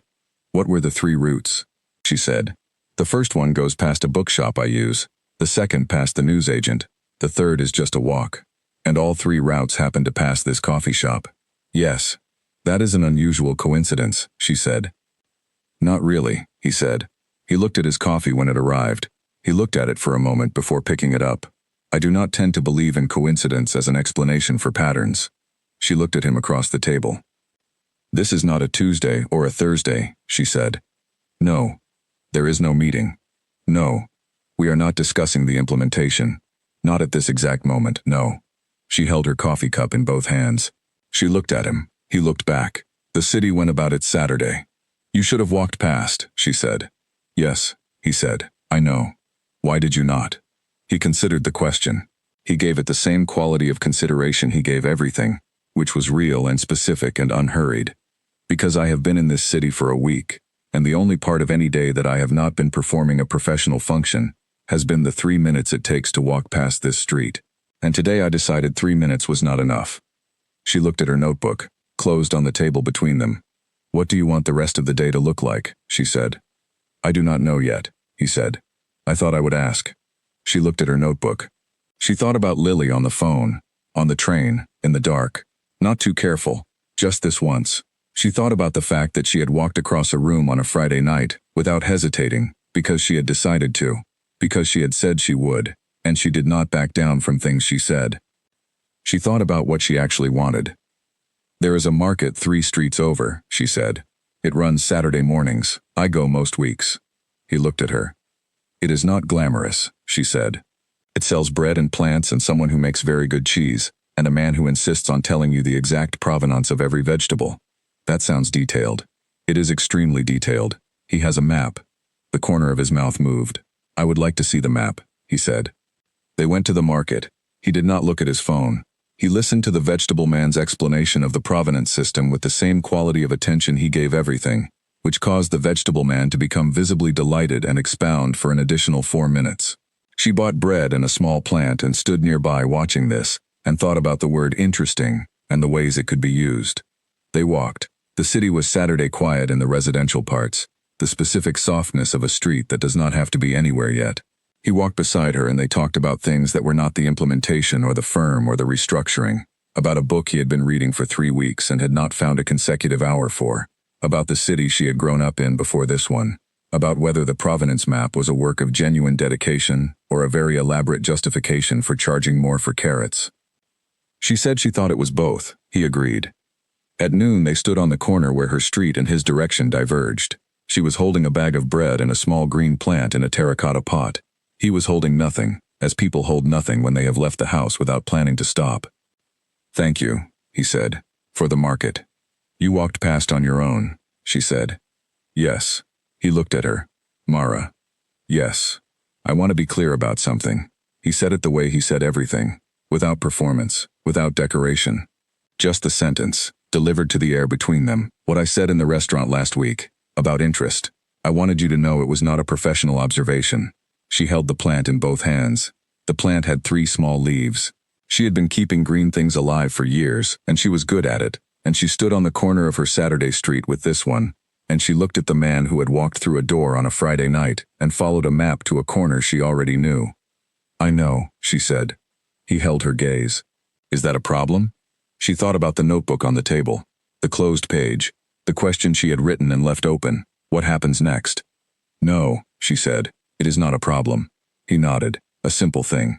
Then, "Tuesday," he said. "The session." "Tuesday," she agreed. He turned and walked back toward his direction. She turned and walked toward hers. She got home. She put the bread on the counter. She put the plant on the windowsill, in the spot she had been reserving for the right one. She sat at the kitchen table. She opened the notebook. Below the open question she wrote one word, "Forward."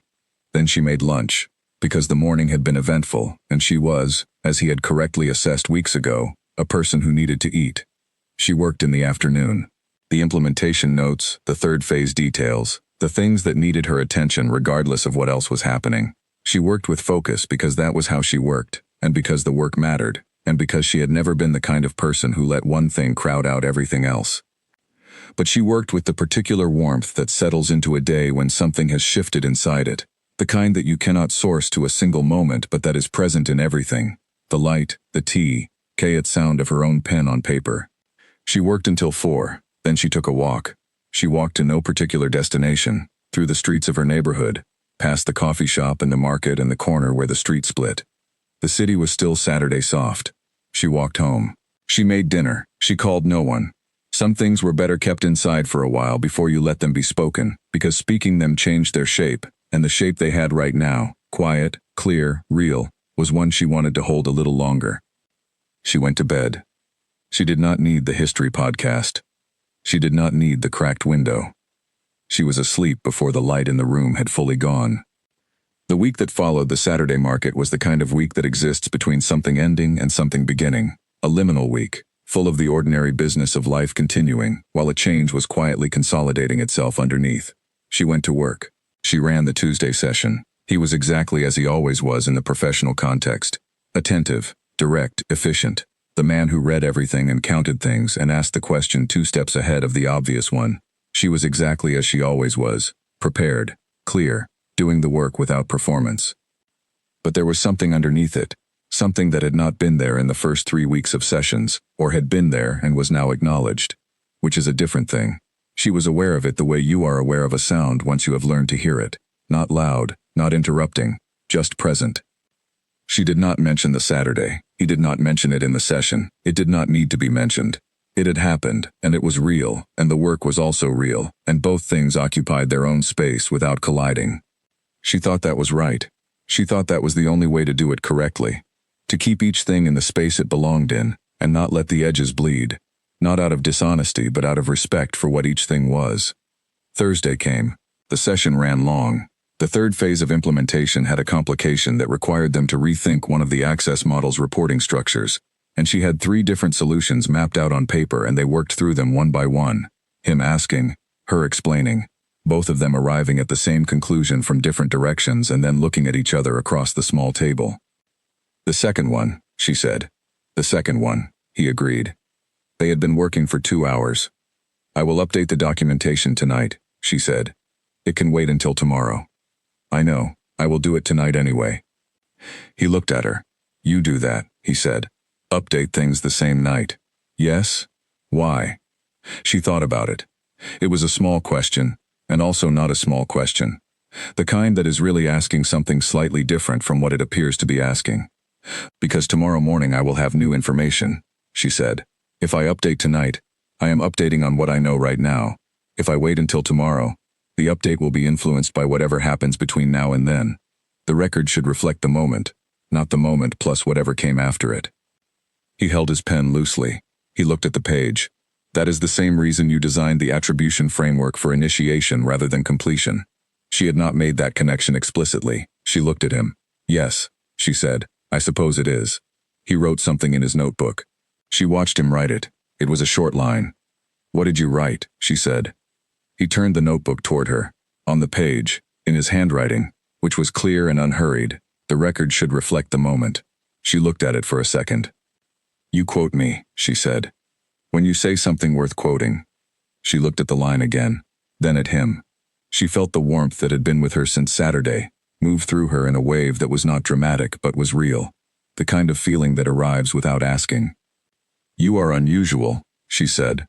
Most people find that an obstacle, he said. I find it interesting, she said. And she said it plainly, the way he always said things plainly, because she believed in matching the register of a person's honesty. He held her gaze for a moment. They ended the session. He had a call to take. She gathered her things. She walked to the elevator and pressed the button and stood there. The elevator opened. She stepped in. She pressed 14. And she thought, this is the part where everything is beginning to be real, and the real thing is significantly different from anything I planned for, and I am not afraid of it. The elevator opened. She stepped out. She walked to her desk. She opened her laptop. She updated the documentation. The record, as she had said, should reflect the moment. She wanted the moment reflected accurately. It was, she thought, a good moment. She worked until 7 and went home and ate dinner and sat at the window with her notebook and wrote 3 pages about the third phase complication and exactly 2 sentences about something else. The 2 sentences were, he keeps what I say. I did not know I needed someone to do that. She closed the notebook. She sat with the window open and the night air coming in and the city below her doing what it always did, moving and lit and indifferent to the small specific business of one person figuring something out on the 14th floor. She figured it out. She had known it for a while now, she suspected. She had been careful about naming it because names have weight, and once you give something a name, it begins to ask things of you. But she was a person who believed in accuracy, in records that reflected the moment, in not waiting until the next day to account for what she knew right now. She knew now. She opened the notebook again. She wrote in her careful, precise hand, at the top of a clean page, I think I am falling for the man who walked through the door. She read it back. Accurate. No decoration, no hedging. She closed the notebook. She went to bed. She slept easily and completely, the sleep of someone who has put something in its right place at last. The question came on a Wednesday afternoon, between meetings, in the small kitchen area on the 9th floor that she had started using because the coffee machine on 14 made one kind of coffee and she had developed preferences. She was waiting for the machine when he came in. He looked surprised for approximately 1 second. The same micro-adjustment she had seen the first night, the quick recalibration, and then he was simply present the way he was always present, without performance. Coffee, he said. Coffee, she agreed. He reached past her for a cup. She was aware of how close they were standing in the small space. The kitchen on 9 was not designed for more than one person at a time. A planning failure that she had noticed on her first visit, and now found she had stopped noticing, which was its own kind of information. "The Friday night in the break room," he said. She looked at him. "Yes. I have been thinking about it. I assumed." He looked at her. "If you had known who I was, would you still have done it?" She had thought about this question, not because she had expected him to ask it, but because it was the kind of question her brain went to on its own, the kind that sits at the edge of other thoughts and waits. "No," she said, without hesitation, because it was true. He nodded, as if that was the expected answer, as if the fact of the answer told him something more than the answer itself. "And now?" he said. She looked at him. She was holding her coffee cup with both hands. The machine behind her was finished. The kitchen smelled like coffee and the particular kind of institutional cleaning product that all office buildings smell like, underneath everything. "Now," she said, "I know exactly who you are, and I would still walk across the room." The space between those words and whatever came next lasted approximately 3 seconds. Then someone opened the kitchen door from the hall, a young man from the compliance team whose name she was not sure of, and he said sorry, didn't see anyone, and reached past them for a mug, with the determination of a person who needed coffee badly enough to be briefly oblivious to social cues. The moment shifted. She picked up her cup. She moved toward the door. She looked back once. He was looking at her. She walked out. She walked to the elevator. She pressed the button. She stepped in, and as the doors closed, she allowed herself one breath that was not entirely composed, a breath that acknowledged the weight of what had just happened in a small office kitchen on a Wednesday afternoon over coffee. She pressed 14. She went back to work. But the question lived in her for the rest of the day, not anxiously, not with the restless energy of uncertainty, but with the solid feeling of something established. He had asked. She had answered. Both answers, the first and the second, were true, and the space between them was the story of the past 2 months, and it was a story she did not mind being part of. She finished her afternoon. She took the train home. She made dinner. She called Grace, who was the friend she called when she wanted to think things through rather than feel them, the friend whose particular strength was practical clarity. "Tell me something," she said to Grace, when she had described the kitchen, the question, the 2 answers. "What? How do you know when something is the right thing, not just the thing you want?" Grace was quiet for a moment. This was not a stalling silence. Grace did not stall. It was a thinking silence, the kind that respected the question. "You are not the kind of person who mistakes wanting something for it being right," Grace said finally. "You analyze. You always have. You have been analyzing this for 2 months and you are still here, still doing the work, still showing up on Tuesday and Thursday, and the analysis keeps coming out the same. That is not wanting. That is knowing." Mara sat with this. "He asked you directly," Grace continued. "He could have let it remain unclear, and he asked. That tells you something about how he operates." "It does." "And your answer was immediate." "Yes." "Mara, the answer was immediate and you are someone who calculates. When someone like you gives an immediate answer, what does that mean?" She thought about her notebook. The record should reflect the moment. The night she had sat at the window and written the sentence that she had been avoiding naming for weeks. "It means the calculation was already done," she said. "Yes," said Grace. "It does." She said goodnight to Grace. She sat at her kitchen table. She did not open her notebook. She did not need to write anything. She had said it out loud to someone, and it had stayed true in the saying of it, which was the real test. She made tea. She sat at the window with it. She thought about nothing complicated. The city moved below. The night was clear and cold. On Thursday, she arrived for the session at 5 minutes to 2. He was already there. They worked. The implementation, the 3rd phase, the reporting structure they had decided on Tuesday. They worked for an hour and a half, efficiently, with the particular ease of 2 people who have learned the rhythm of working together. At the end of the session, he closed his notebook. "I want to ask you something," he said, "outside of work." She looked at him. "All right. Saturday, not the market, somewhere I choose." She held his gaze. "All right," she said again. 7 o'clock, I will send details." She stood. She gathered her things. She walked to the door. "Mara," he said. She turned. "Thank you," he said, "for answering directly, both times." She looked at him for a moment. "You answered directly," she said. "It is not a difficult habit to match." She walked out. In the elevator she stood and she breathed and she thought, Saturday. She was not afraid of Saturday. She was, in fact, very much the opposite. Saturday came the way significant days come, looking like every other day, until it does not. He had sent through a restaurant name and a time. She looked the restaurant up. It was the kind of place that was excellent without announcing it, the kind of excellent that you only know about if you live in the city, and pay attention to where the people who know food actually go. She had heard of it. She had never been. She wore the navy dress she owned that she did not wear to work, the one that was exactly the right thing for a dinner that mattered, and that she had owned for 2 years without finding an occasion for. She arrived at the restaurant at 2 minutes to 7. He was already there. He stood when she came in. Not the performance of courtesy, the actual thing, the instinctive rising, and he looked at her with an expression that was the most unguarded thing she had yet seen from him, a brief and unmanaged moment of simple response, and then he was composed again, and pulling out her chair. She sat. They ordered. They talked. The conversation was different from every conversation they had previously had because it was not about anything except themselves. She talked about her childhood, the city she had grown up in, the specific type of quiet that a second-tier city has on Sunday mornings that she had never quite found the equivalent of in the capital. He talked about his family, briefly, in the compressed way she recognized as the way people talk about things that are complicated, but that do not need to be explained in full. She did not press. She recognized the register. They talked about what they read, what they cared about when they were not working, the things that had shaped how they thought, not the professional biography version but the actual version, the book at 15 that rewrote something, the conversation at 23 that changed a direction, the moment of failure that had clarified something that success never would have. She told him about the years she had spent at the smaller firm before Callaway, and what she had learned there, and why she had left. She told it cleanly, without self-pity, and without false lightness, the way she told things when she trusted the room. He listened. He did not offer a competing story. He waited until she was finished, and then he said, "What did you do with that year?" "I used it," she said. "I started keeping my own records. Of everything. Because I learned that year that if you do not record it, it does not exist. The attribution framework," he said. "The attribution framework," she confirmed, "and everything else."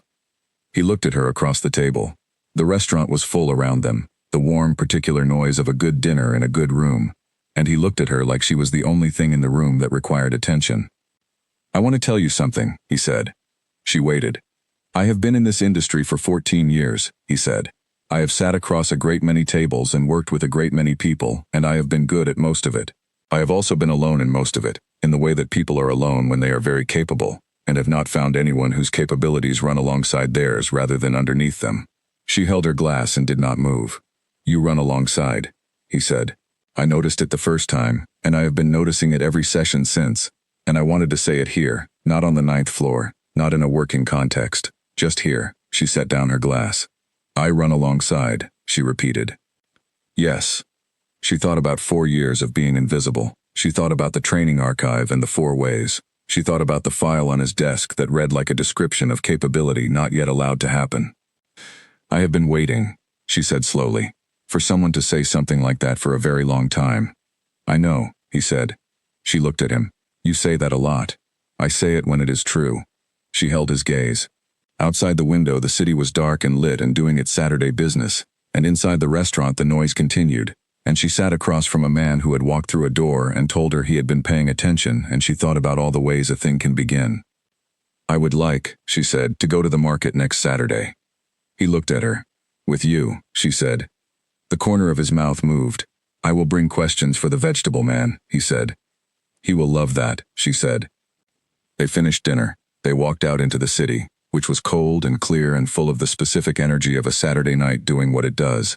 They walked in the same direction for 3 blocks before their routes divided, and at the corner he turned to her. He did not say anything. She looked at him. She reached up and she put her hand briefly against his jaw, which was warm, and she kissed him on the cheek, slow and deliberate and chosen, not a dare and not a joke, just a decision made by someone who had all the information and had done the calculation and was stating her conclusion. She dropped her hand. "Good night," she said. He held her gaze. His expression was the most open she had ever seen it, something quiet and real beneath the usual composure. "Good night," he said. She walked home. The city went with her, indifferent and bright. She walked with the particular ease of someone who has done exactly what they intended to do. She was not performing anything. She was not surprised. She was, simply and completely, right where she was supposed to be. She arrived home and did not call anyone. That was how she knew it was real. When she had the Friday night in the break room to process, she had needed Lily. When she had the lunch at the restaurant to make sense of, she had needed Grace. Those were the moments when the thing happening was new enough and confusing enough that she needed another person's version of it, a second pair of eyes to tell her what she was seeing. Tonight she knew what she was seeing. She put her keys on the counter. She took off her coat. She sat at the kitchen table, which was where she sat when she was thinking about things that mattered. And she sat there for 20 minutes in the quiet of her apartment, just sitting. The city was outside the window. Below and around her the Saturday night continued, laughter somewhere below, a car, the distant sound of music from a bar she could not see. She sat in the middle of all of it, one person in one apartment, and she let the evening settle. She had kissed him on the cheek again. The second time. The first time it had been a dare on a Friday night in a building she did not know, and her intention had been to do something slightly irrational and then survive it. The second time it was not a dare, and it was not irrational, and she had known exactly what she was doing. The difference between the two moments was the story of the past 2 months. She thought about everything the past 2 months had been. The proposal, the implementation, the sessions on 9, the vegetable man, the kitchen question and the 2 answers, the dinner and the thing he had said about running alongside. She thought about how none of it had gone the way she would have planned if she had been the one planning it. She had not planned to kiss a man who walked through a door. She had not planned to lead an implementation. She had not planned to say, "I know who you are," and I would still walk across the room. She had not planned any of it, and that was the strange part, because she was a planner, constitutionally, the kind of person who made lists and set timelines and built risk columns into proposals. She planned things because she believed in controlling what could be controlled. And yet the most significant things of the past 2 months had all been unplanned. The kiss, the call, the proposal she had stayed up writing because the problem would not leave her alone, the Saturday market, the dinner, the second kiss that was nothing like the first one. She thought about what that meant, about a person who plans everything and then finds the best things arriving in the gaps between plans. She thought it probably meant something she was not going to figure out in a single sitting. She got up, she made tea. She stood at the window with it and watched the city for a while. Somewhere in the building across the street, lights were on, and someone was moving around their own kitchen in the late Saturday way, making something, existing in the ordinary business of their own life. She thought about the way he had looked at her when she came into the restaurant, the unguarded half-second before composition. She had never seen that before, in any of the sessions or the calls or the brief professional moments in corridors. She had seen the composed version of him so consistently that she had almost believed it was the whole of him, but she had suspected there was something underneath. Because composure that complete is always a decision, and decisions imply there is something being decided about. She had seen it tonight, brief and real. She was going to carry that image carefully. She washed her cup. She went to the bathroom and took off the navy dress and hung it up, because it was a good dress and she intended to wear it again. She put on her usual things. She climbed into bed. She lay in the dark and looked at the ceiling. The history podcast was on the shelf beside her phone. She did not reach for it. She thought about Tuesday. She thought about the session and whether it would be different now, or whether they would walk into that office and do the work they always did, and the work would be exactly what it was, unchanged by Saturday, because they were both the kind of people who understood that compartments exist for reasons. She thought it would be the same. She thought it would be exactly what it always was. And she thought that the fact of it being the same was part of why she trusted it. She closed her eyes. The city was outside. Everything was where it was supposed to be. She slept. On Sunday morning she went to the coffee shop. She sat at the window table. She ordered a flat white. She opened her notebook. She wrote, "The record should reflect the moment. Saturday, December. Dinner and a walk and a second decision." Then she sat back and looked out at the street. The November light was gray and soft. A woman was walking a small dog with tremendous dignity. Someone was cycling in a rain jacket that was probably not warm enough. The street was doing its Sunday things. She thought about the Tuesday session, about the Thursday session after that, about the weeks ahead and the implementation and the third phase and the things that still needed to be done. She thought about all of it and it felt clear, each piece in its right place, the way a problem feels when the solution has been found and the work of executing it is good work, real work, the kind that leaves something behind. She picked up her pen. She made a list. Implementation items, third phase, the things that needed attention this week. She filled a page. She turned to a new page. At the top she wrote, "What I know." Below it she wrote, "The work is real. This is real. Both things can be true. Both things are true." She closed the notebook. She finished her coffee. She went home, and she spent Sunday doing all the ordinary things that Sundays ask of you, and she did them with the quiet warmth of a person who has found that the weekend contained more than they expected, and is glad of it. She was glad of it. She thought, for the first time in a long time, simply glad. Tuesday was exactly what she had expected, which is to say it was the work, exactly the work, and it was good. She walked into the small office at 1:55, and he was there, notebook open, exactly as he always was, and he looked up when she came in, and said good afternoon, and she said good afternoon back, and they sat down and worked for 2 hours. It was not awkward. She had expected there to be some version of awkward, the recalibration that happens when a dynamic has shifted and both people are figuring out the new positions. There was none of that. There was just the session, exactly as it had been every Tuesday and Thursday since the beginning. She understood later that evening, when she was reviewing her notes on the train home, why there was no awkward. It was because the work was real, and what was between them was real, and neither of those things threatened the other. They were not in competition for the same space. They were both real, occupying different registers, and both people in that room knew the difference between registers. That clarity was, she thought, almost unusual. She had a friend from university, a woman named Dana, who lived in another city now, who had once described falling for someone in a workplace as like trying to read 2 books simultaneously, always mixing up which story you were in. Mara had nodded at the time without fully understanding. She understood now. And she also understood that what she was experiencing was different from Dana's description, because the 2 books were not getting mixed up. She filed that under things to be grateful for and went back to her notes. The 3rd phase of implementation completed in the 2nd week of December, 11 days ahead of schedule. This happened not because she had pushed the timeline. She was not a person who equated speed with quality, but because the team had caught up faster than she had projected, and the attribution system had made everyone more organized in the particular way that visible accountability makes people more organized. When your work is seen, you tend to want your work to be worth seeing. The completion report went to Kalem's office on a Thursday morning.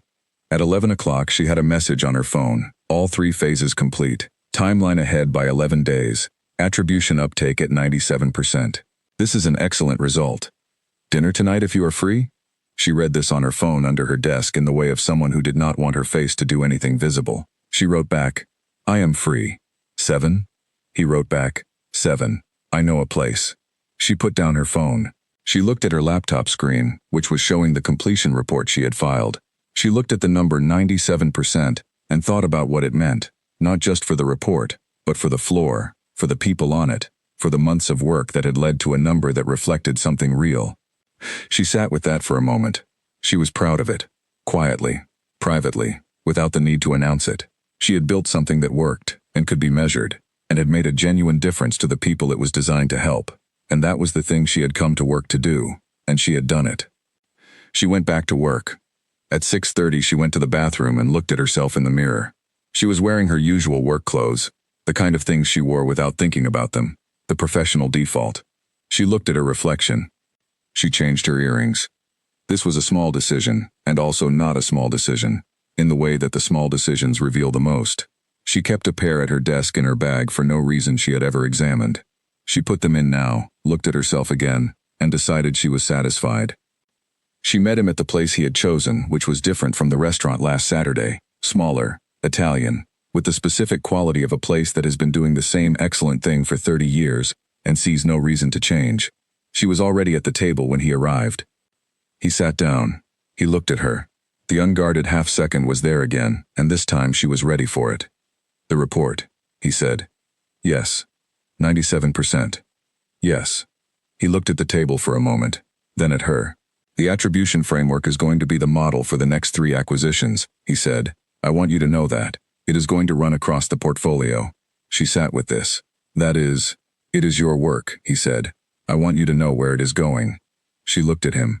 She thought about her name in the announcement email, her name on the proposal, her name on the implementation record, all the things that had her name on them, the accumulation of a visible record, her record, finally hers. Thank you, she said. You do not need to thank me for accurate attribution, he said. That is the point of the framework. She laughed. He smiled. They ordered dinner. Over the dinner they talked about the firm's future structure, because they were both people who could not be in the same room without discussing something worth discussing. She had thoughts about the review cycle in the next integration. He had questions about team capacity. They went back and forth for the better part of the meal, building something together in the space above the table, the comfortable architecture of two people who have found each other's thinking speed. Then he set down his fork. "I want to ask you something," he said. She looked at him. "Not about work," he said. "All right." He picked up his glass. He held it without drinking. "I have spent the past 2 months being careful," he said, "about what I said and when I said it, because the situation had professional dimensions, and I did not want to compromise yours. The role, the implementation, those were real, and they needed to be handled correctly." "They were," she said. "Yes." He set down the glass. "The implementation is complete. Your role in the firm is established in its own right. The work is done, and what you built stands on its own." He looked at her directly. "I am not careful anymore." She held his gaze. "What does not careful look like?" she said. "It looks like telling you that I thought about the Saturday market for 4 days after I walked past the coffee shop," he said. "That I reread the conversation about provenance at least twice. That I am aware that a certain coffee shop is on a certain street, and that I have taken the long route home 3 times since November, not entirely by accident." She looked at him. She was aware of her own heartbeat in the particular way you are aware of something that is doing more than its usual work.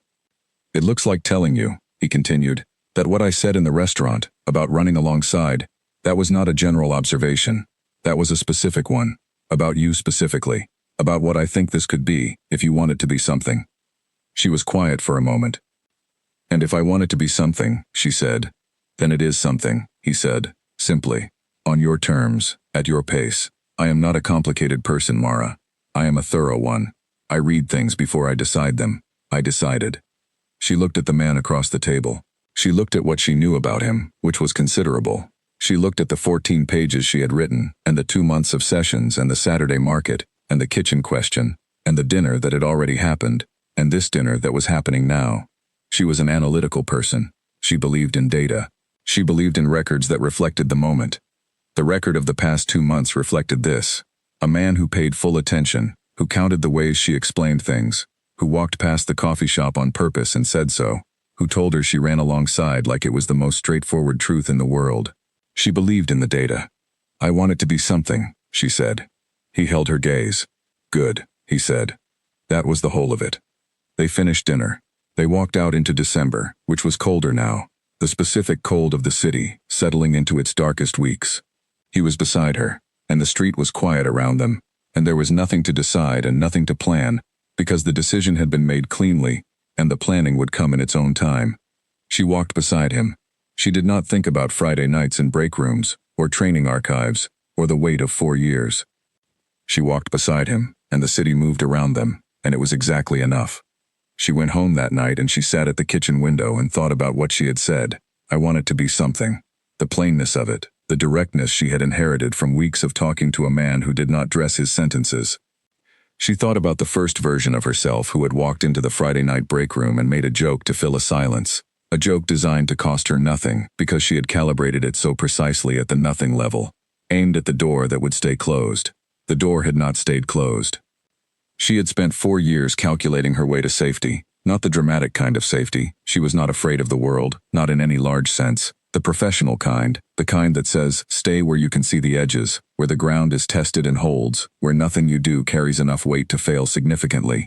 She had been so good at that. She had stayed in her lane and done excellent work in it, and been invisible and reliable and overlooked, and she had called it pragmatism. She sat at the window and she was honest with herself, the way she was always honest with herself when the kitchen was quiet and it was late.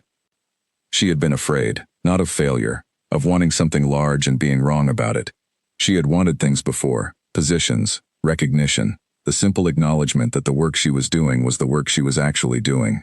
She had wanted those things and found a system that consistently routed them somewhere else, and she had adapted by wanting less explicitly, by filing the wanting in the private notebooks and the late nights and the columns of her own records that nobody read. And then a man had walked through a door, and read her file, and counted the ways, and walked past a coffee shop 3 times, and sat across a table and said, "You run alongside." She turned this over carefully in the way she turned over any piece of information she was deciding whether to trust. She was not naive. She was not a person who built conclusions from insufficient data. She had watched him carefully, consistently, Across 2 months of close working contact, which was the kind of contact that reveals people. Not the performed version but the actual one, the one that shows up under pressure and tiredness, and the specific friction of decisions that have costs. He was what he appeared to be. She had come to trust very few people in 4 years. Grace, Lily, Owen. In the limited way you trust someone who is new and proving it. She had calibrated her trust carefully, because she was a person who had learned that calibration was necessary. She trusted this. She sat at the window until midnight, then she went to bed and slept well, the sleep of a decision made and held. The weeks around Christmas were quieter in the office in the way that December always is, the surface business slowing, the deep business of the year's endings being processed. The firm's integration was formally complete now, announced in the last all-staff email of the year under Draveth Industries letterhead. Mara's name appeared twice in the announcement, once under the implementation summary and once under the new organizational structure, where she held a title she had not held 3 months ago. She read it at her desk. She forwarded it to no one. She sat with it for 1 clean minute and then she went back to work. Lily appeared at her partition at 9:15 with 2 coffees. She set one on Mara's desk without a word and then stood there with her own, looking at her. "How does it feel?" Lily said. Mara picked up the coffee. She thought about the question genuinely, because Lily asked things genuinely and deserved a genuine answer. "It feels," she said slowly, "like the correct outcome of a long process." Lily blinked. "That is the most analytical way anyone has ever described something this good. I am an analytical person. Mara, your name is in the announcement. You built the thing that the announcement is announcing. And something with the person whose name is at the top of the announcement has also begun, unless I am reading a completely different situation than the one you have been describing to me." Mara looked at her coffee. "You are reading the right situation. Then how does it feel?" She thought about the window at midnight, the decision held cleanly, the sleep that followed. "Good," she said. "It feels good." Lily looked at her for a long moment, then she picked up her coffee. "That is enough," she said. "Good is enough." She went back to her desk. Grace appeared an hour later with a card that she placed on Mara's desk and then walked away without making eye contact, which was Grace's specific way of expressing sentimentality while maintaining dignity. Mara opened it. It was a simple card, white, with congratulations on the front. Inside in Grace's handwriting, "You always knew. It just needed the right door." She sat with that for a while. She put the card in her desk drawer, in the section she kept for things worth keeping. Owen sent her an email with exactly 4 words. Attribution Framework, Mara Ellis. Then nothing else, just the 2 things beside each other, her name and the thing she had built, as if the juxtaposition was the message. She wrote back, "Thank you, Owen." He wrote back, "Page 9. She laughed, quietly, at her desk, in the way of someone laughing at something that was genuinely funny. She went back to work. At noon, Calem's assistant sent through a meeting invitation for the 3rd week of January, the first integration review of the new year, the point at which the implementation's long-term outcomes would be assessed. The invitation had her name in the attendees list, not as a note-taker and not as a support function, but simply as a participant among the decision-makers. She accepted the invitation. She opened a new document and began preparing for it. Not yet. It was 3 weeks away, but she began, because she was the kind of person who started when the problem arrived, not when the deadline did. She prepared with the focus of someone who was used to this, the specific satisfaction of a problem she was already equipped to solve. She worked through the afternoon. The floor settled into its December pace around her, quieter, a little slower, people wearing jumpers instead of jackets, the particular mood of a floor that has been through a significant thing and come out the other side. At 5:30 she saved her work and packed her bag. She took the elevator down. She nodded at the security desk. Outside it was December cold and early dark. She put up her collar and walked toward the station and thought about the year behind her and the one ahead. She thought about January's review. She thought about the attribution framework being rolled out across the portfolio. She thought about the things she was going to build next. She thought about Saturday mornings and a vegetable man with a map. She walked into the station and down to the platform and got on the train. And as the city rushed past the windows in the dark, she held her bag on her lap and she was, quietly and specifically, and without any performance of it, content. She was going somewhere. She was, at last, building something that bore her name. And beside all of it, uncomplicated and real, was the beginning of something she had not planned for and did not regret. All of it true, all of it at once, all of it hers. January arrived, and with it the kind of cold that means business. The city in January had a different quality from December. Stripped of its festival lights and holiday noise, returned to its working self. The streets early dark and serious and populated by people who meant to be somewhere. Mara liked January. She had always liked it. The freshness of it, the clean page quality, the absence of anything pretending to be something other than what it was. She arrived at the January review meeting, with 10 pages of prepared notes, and the particular stillness of someone who has done the work and knows it. The meeting room was on 9, not the small office, the large conference room, the one used for formal reviews, with the long table and the screen and the floor-to-ceiling windows that caught the January light. There were 12 people in the room. Senior leadership from 3 firms in the Dravith portfolio, Calem's core team, and 2 people she was meeting for the first time. A woman named Helen, who ran operations for the portfolio's Eastern acquisitions, and a man named Patrick, who had a reputation for asking the questions that made people squirm. She shook hands, she sat down, she did not squirm in advance. Calem opened the meeting at 9 o'clock exactly. He gave a brief overview. 3 minutes, no slides, the shape of what the past quarter had accomplished. And then he said, Mara Ellis is going to walk you through the implementation outcomes. She designed and led the process. 12 pairs of eyes. She stood. She spoke for 30 minutes. She had done this before. The access model presentation, the various sessions, the smaller meetings.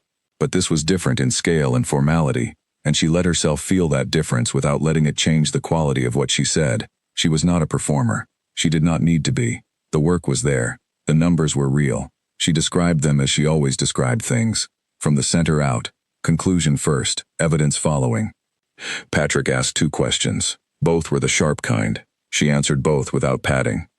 Helen asked about scalability. Could the attribution framework hold up across a portfolio of varied sizes and structures? Mara had 3 pages of notes on exactly this question. She answered it specifically, with the cases she had already identified, the variables that would need adjustment, the points of risk and how to manage them. Helen looked at her for a moment after.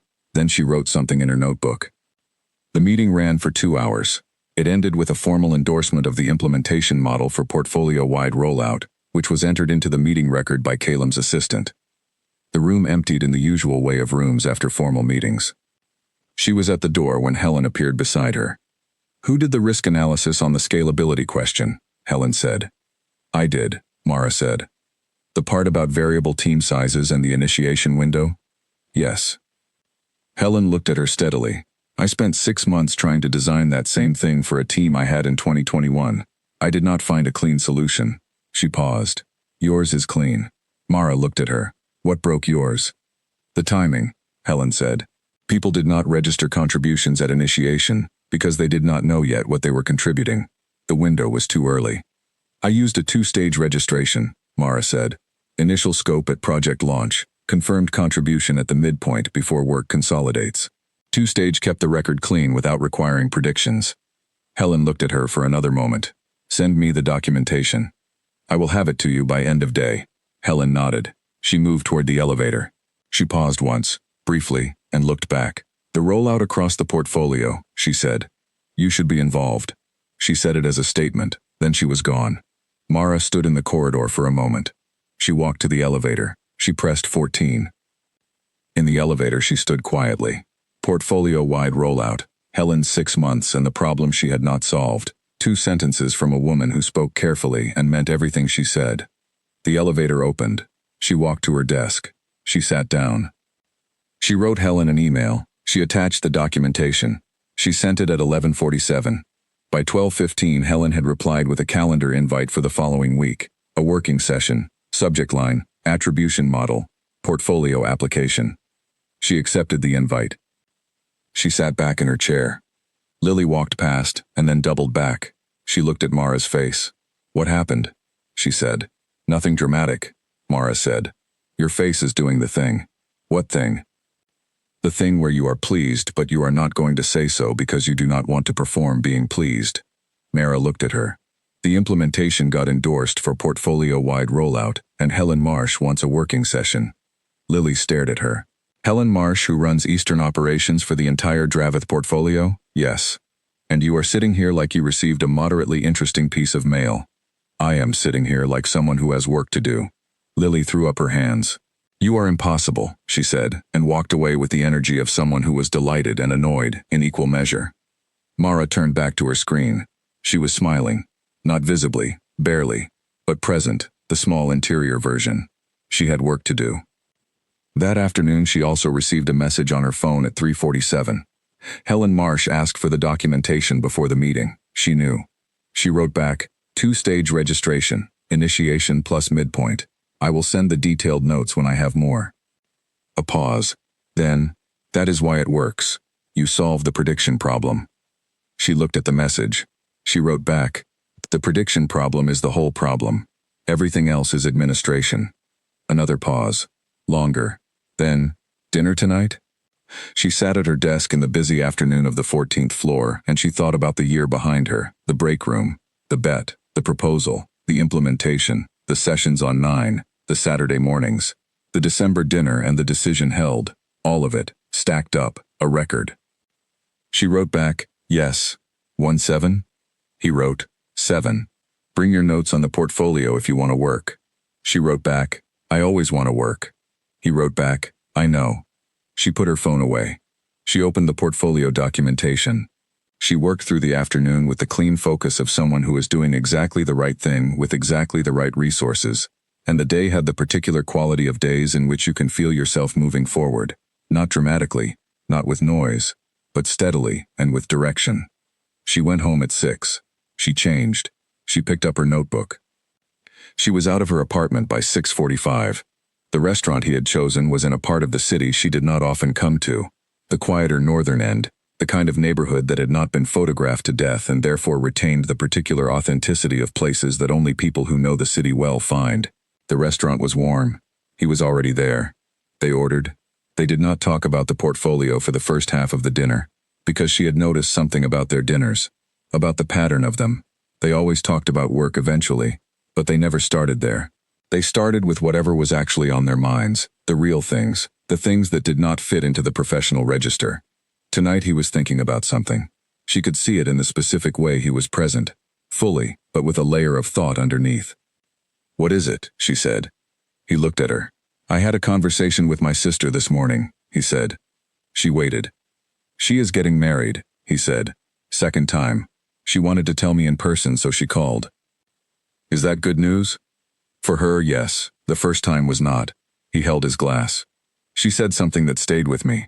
She said that the reason she did not see it going wrong the first time was because she had been watching for the wrong signs.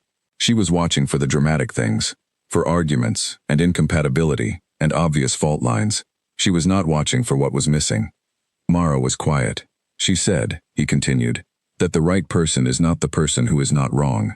The right person is the person whose presence adds something that was absent before. She looked at him across the table. What was absent before? She said slowly. For you. He held her gaze. Someone who could keep up, he said. Someone who wanted to, and whose wanting had nothing to do with what I could offer them professionally or financially. Someone who walked across a room on a dare and meant it more than she knew. She looked at the table. She looked at the candle between them. She looked at him. I have been thinking, she said, about a long time.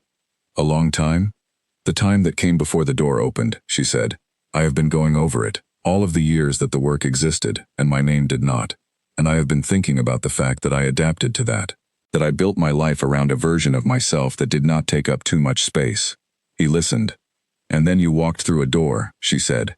And it was not that you changed anything. You saw what was already there. The file, the training archive, the 4 ways. You looked at the evidence and you drew the correct conclusion. She paused. And I am realizing that the thing I am most grateful for is not the promotion or the title or the portfolio rollout, though I am very grateful for all of those things. She paused again. It is that someone finally read the record correctly. He was very still across the table. The record, he said softly. Yes. He looked at her for a long moment. Then he said, the record should reflect the moment. Yes, she said, and the moment was me, the whole of me, not the version that fit the space. He set down his glass. He looked at her with the full attention that had been consistent since the first session, but underneath it now was the thing that had surfaced on the Saturday evening at the restaurant, the thing she had been watching for and learning to name. You have never needed someone to give you that, he said. You earned it yourself. You always did. I know, she said, but knowing it alone and having it reflected, those are different things. He reached across the table. He put his hand over hers. It was a simple gesture, brief, the kind that does not announce itself.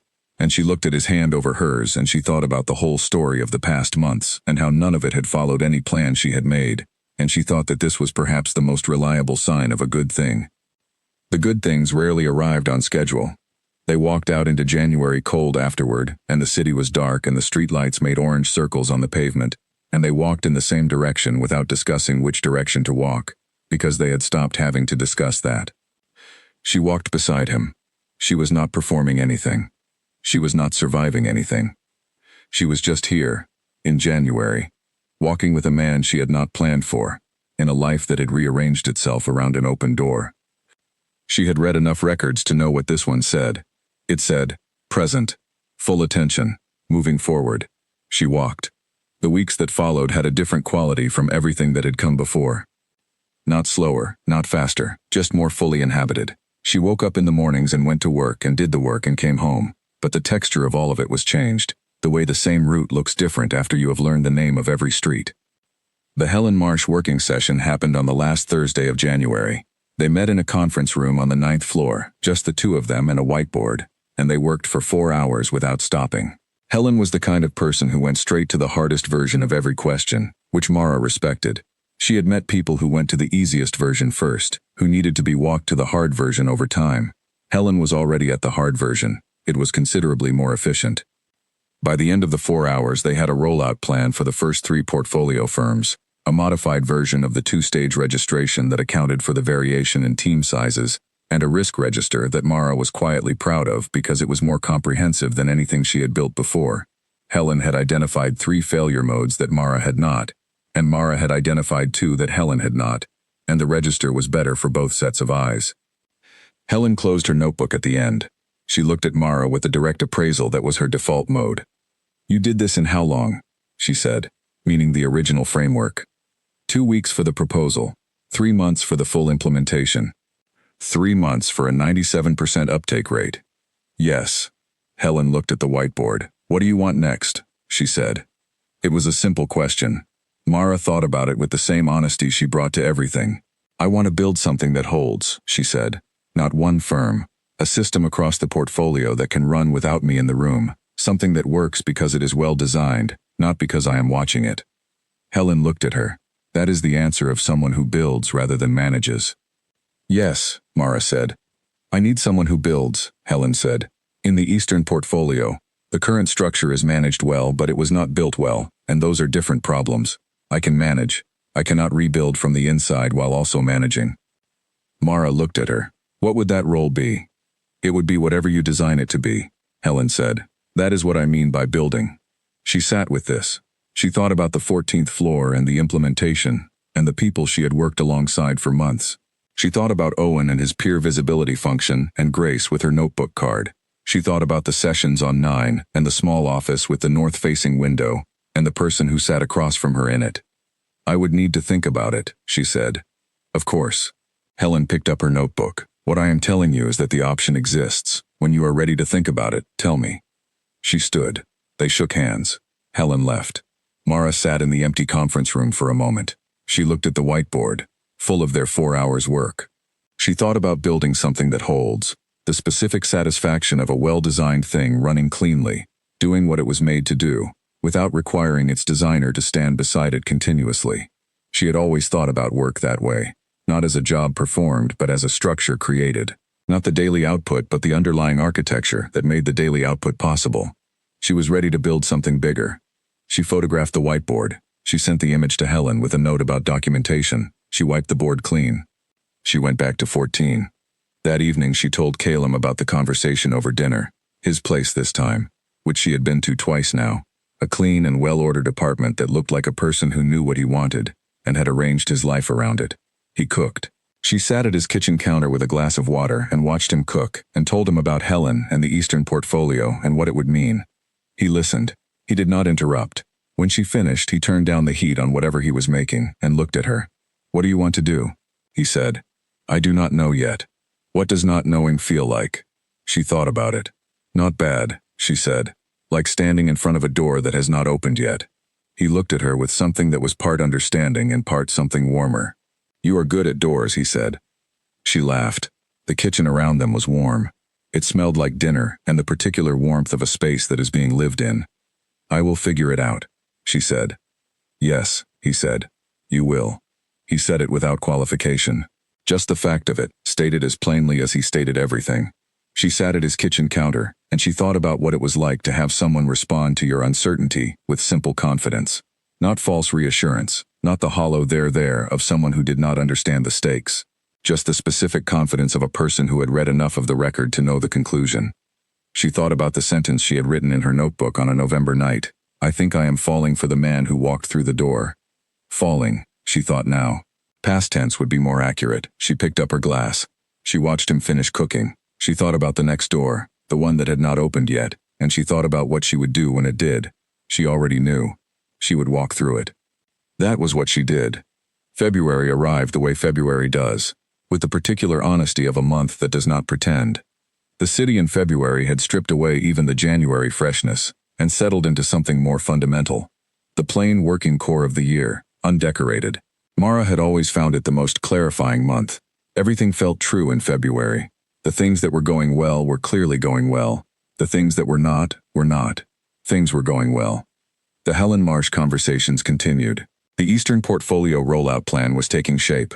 She had made the decision in the first week of February, sitting at her kitchen table with her notebook open and the city quiet outside, the way she made all her real decisions, alone, in the early morning, with the record in front of her.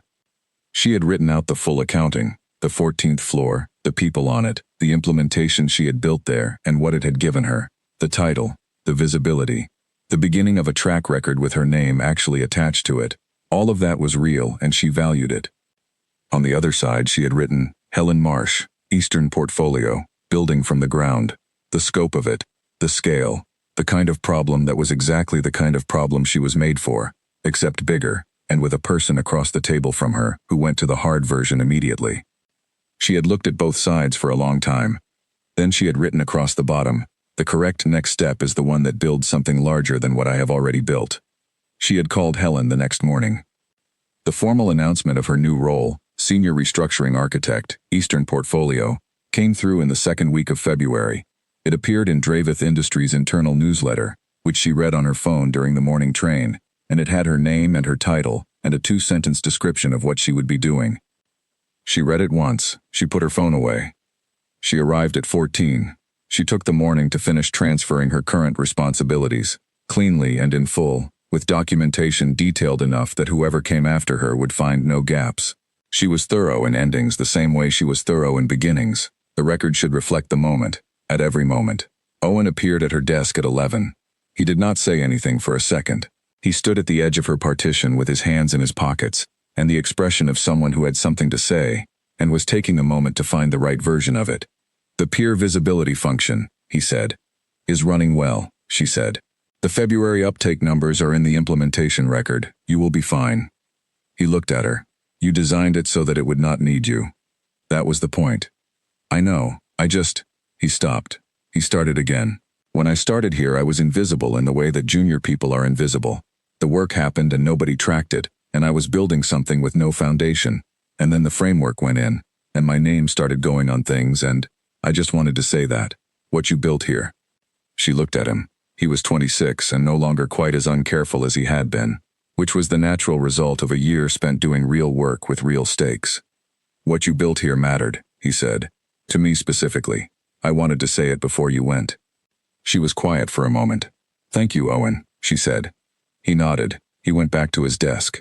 She sat for a moment with her hands on the desk and she thought about what it was like to hear that, the specific weight of it. She had built the attribution framework because the problem demanded it, because the system was broken and she could see the fix. She had not built it for gratitude, but the gratitude was real, and Owen's face had been real, and the year of his name on his own work had been real, and all of that together was something she would carry. Grace stopped by at noon with lunch, bought from the good sandwich place 2 streets over, the one they had been going to together for 3 years. They ate at Mara's desk. "The Eastern Portfolio," Grace said. "Yes." "Helen Marsh." "Yes." "You will thrive," Grace said. Not as a comfort, as a statement. Mara looked at her. How do you know? Because you thrived here, Grace said. Under conditions specifically designed to make that difficult. Under better conditions, you will do something significantly larger. She picked up her sandwich. I will come to the launch event. There will not be a launch event. I know. I will come to the first thing that is close enough. Mara looked at her friend, who had given her a card with the right words and lunch on the last day, and 3 years of clear-eyed companionship on a floor that had not always made it easy to be seen. Grace, she said. Do not, Grace said. Eat your lunch. She ate her lunch. The afternoon passed in the work of endings. She cleared her desk, not of everything. She was not sentimental about objects, never had been, but of the things that were hers. The green plant went into her bag. It had been on that desk for 2 years, and it had a new leaf every 3 months, and she had named it without telling anyone. The plant was coming with her. The card from Grace went into her bag. The notepad she kept for the early morning thinking went into her bag. A photo of Lily and Grace at a work function 3 years ago, taken on someone's phone, printed and put on the desk without ceremony, went into her bag. That was the sum of 3 years on the 14th floor, in the physical sense. Everything else was in the record. At 4 o'clock, she carried the box downstairs. In the lobby, she stopped. She stood for a moment in the space between the elevator and the front door, in the atrium that she had walked through 4 times a day for 4 years, and she looked at it, the glass and the light and the security desk and the revolving door to the street. She thought about the night she had come home through this lobby 4 years ago, her first week, not sure yet what she was walking into. She thought about the hundreds of mornings after it, the weight of a building that was good at using her and not seeing her. She thought about the Friday night, and the wine and the dare. She thought about the door. The revolving door turned. Someone walked in from the street, bringing a gust of February cold with them. She smiled. She walked to the door and pushed through it into the cold. Outside, Calum was standing on the pavement. She stopped. He was not in a suit today. He had a meeting outside the building in the afternoon. She knew this from his calendar, and he was in a coat instead, dark wool, his hands in his pockets. He looked at her, and at the box under her arm with the plant visible above the edge. The plant, he said. I was not leaving it, she said. Obviously not. He fell into step beside her. How was the last day? Clean, she said. Good. Owen said the thing I was hoping someone would say. What thing? She told him. He listened. He nodded. The small, precise nod that meant he had registered something and filed it. He is going to be excellent, Calum said. I know. They walked. The city was February cold and serious and doing its usual business. She carried her box and he walked beside her, and the street moved around them in the ordinary way. I want to tell you something, she said. Tell me, he said. She shifted the box under her arm. She looked at the street ahead of them, at the ordinary city doing its ordinary day, and she said what she had been building toward for months. Not because she had been withholding it, but because the right time for the right sentence was important, and this was the right time. The night of the dare, she said, before you walked through the door. I was sitting on my desk and Lily was asking me what I would do if someone actually walked in, and I said I would do it, and I meant it as a joke, and she looked at me, and I could hear in my own voice that the joke was about something real. She paused. I had been careful for 4 years, about everything, about wanting things, about being seen wanting them, and the joke was me being loud about something I had been quiet about for a very long time. He was listening. He walked beside her, and he was listening with the full attention she had come to depend on. And then you walked through the door, she said. And I was frightened for approximately 3 seconds, and then I was not frightened, because I had already decided. I had said I would and I was going to, because the one thing I had not allowed myself to do in 4 years was back down from something I had decided. She stopped walking. He stopped beside her. She looked at him. They were on the pavement in February, 2 people with their breath visible in the cold air, the city going about its business around them. I am telling you this, she said, because you asked me once whether I would have done it if I had known who you were. And I said no, and that was true. But I want you to know the other thing, the thing that was also true, which is that the version of me who walked across that room was already the person I had been trying to get back to. She had been buried under 4 years of careful. And the reason I walked out the other end of the past 6 months is something other than what I was when I walked in. The reason the work happened and the attribution framework happened and Helen and the portfolio is not entirely the professional opportunity. He was very still. It is also that you read a file and you drew the correct conclusion, she said. And that changes a person. Being seen correctly, after a long time of being seen partially, it changes the shape of what you believe about yourself. She held his gaze. I wanted to say that. I wanted to say it here, not in an office, not in a restaurant, just here, on the pavement, in February. He looked at her for a moment. The city moved around them, indifferent and bright. Then he said, Mara. Yes. I read the file, he said, and I drew the correct conclusion. But the conclusion I drew was not that you needed to be given something. The conclusion was that you already had everything. You were simply in a room where it was not visible. He paused. I did not change what was there. I changed the room. She looked at him. He reached out and he took the box from her, the box with the plant and the notepad and the card, and he held it in one arm, and with his other hand he reached out and tucked her cold hand into the warmth of his coat pocket. Come on, he said. You have a briefing with Helen on Monday, and I want to hear all of it. She walked beside him. Her hand was in his pocket, and the February cold was around them, and the plant was riding in the box, and they walked in the direction of wherever they were going. She thought about the Friday night, the door, the 7 steps, the cheek kiss that cost her nothing, and started everything. She thought about what it meant to walk across a room. She thought about all the rooms still ahead, the Eastern portfolio and Helen's hard questions, and the systems she had not yet built, the structures that would outlast her presence in them, the work that would carry her name not because someone had decided to credit her, but because it was built clearly enough that there was no other name to put on it. She thought about the man walking beside her, who had read everything and counted things, and walked past the coffee shop and told her plainly that she ran alongside. She thought about February, which does not pretend. Nothing was pretending. Everything was exactly what it was. She walked into it. She did not hesitate. She never had. That evening they went to a restaurant she had not been to before. Not his choice this time, not the Italian place or the Saturday spot, but somewhere she had been meaning to go for 2 years and had not found the occasion for. She had mentioned it once, in passing, in the kind of off-topic moment that lives in the margin of a working session, when the session is wrapping up and people are being human again for a moment. He had written it down. She did not know this until they were standing outside it, and he said, You mentioned it in November, the braised lamb and the wine list. She looked at him. She thought about 4 ways, and a training archive, and a vegetable man's map. You write down what I say, she said. When it is worth writing down. The restaurant was worth writing down. You were going to keep not finding the occasion for it, he said. Tonight is the occasion. They went in. The braised lamb was as good as she had expected. The wine list was, as she had also expected, excellent in the particular way of a list assembled by someone who loved wine, rather than someone who had been tasked with providing it. They sat at a corner table with a candle between them and the quiet noise of a good restaurant around them, and she thought about what it was like to be in this year, in this life, in this version of herself, the one who was going to the Eastern portfolio, who had a plant on the pavement in a cardboard box, who had walked across a room on a dare, and meant something more than she intended. Tell me something, she said. What? He said. The first time. When you walked through the door and I walked up to you. What were you actually thinking? He considered this. He always considered things before answering, which she had come to appreciate as one of his specific qualities, not hesitation but care, the willingness to go find the true answer, rather than offering the first available one. I was in the middle of a thought about the building's reporting structure, he said. The walkthroughs are always partly mental, partly physical. I am looking at the space and also thinking about what I know of the operation. And then there were 3 people in a room with wine who were not supposed to be there, and I was recalibrating. And then one of them got up and walked across the room. He paused. What I was thinking, he said, was, this is the most genuine thing I have seen all week. She looked at him. Not the boldness of it, he said. The fact that it was clearly made from something real, even dressed as a joke. There was nothing performed about it. You were not doing a thing for the room. You were doing a thing you had decided to do. He held his glass.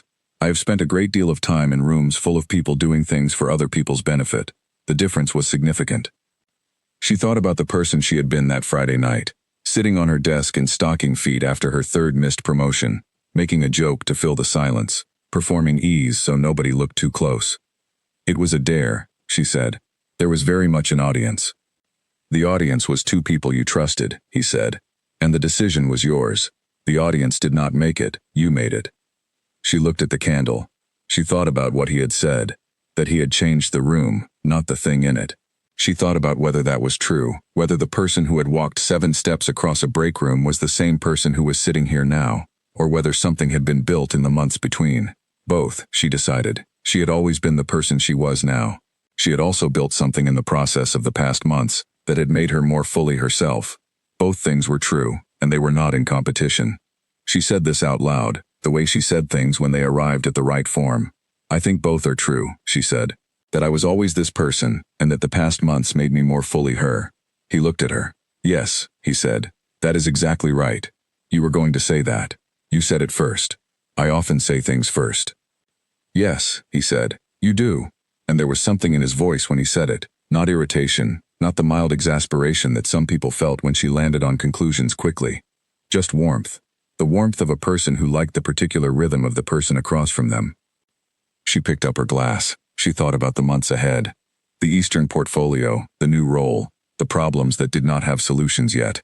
She thought about the systems she would build and the people she would work alongside, and the record that would keep growing, page by page, her name on it.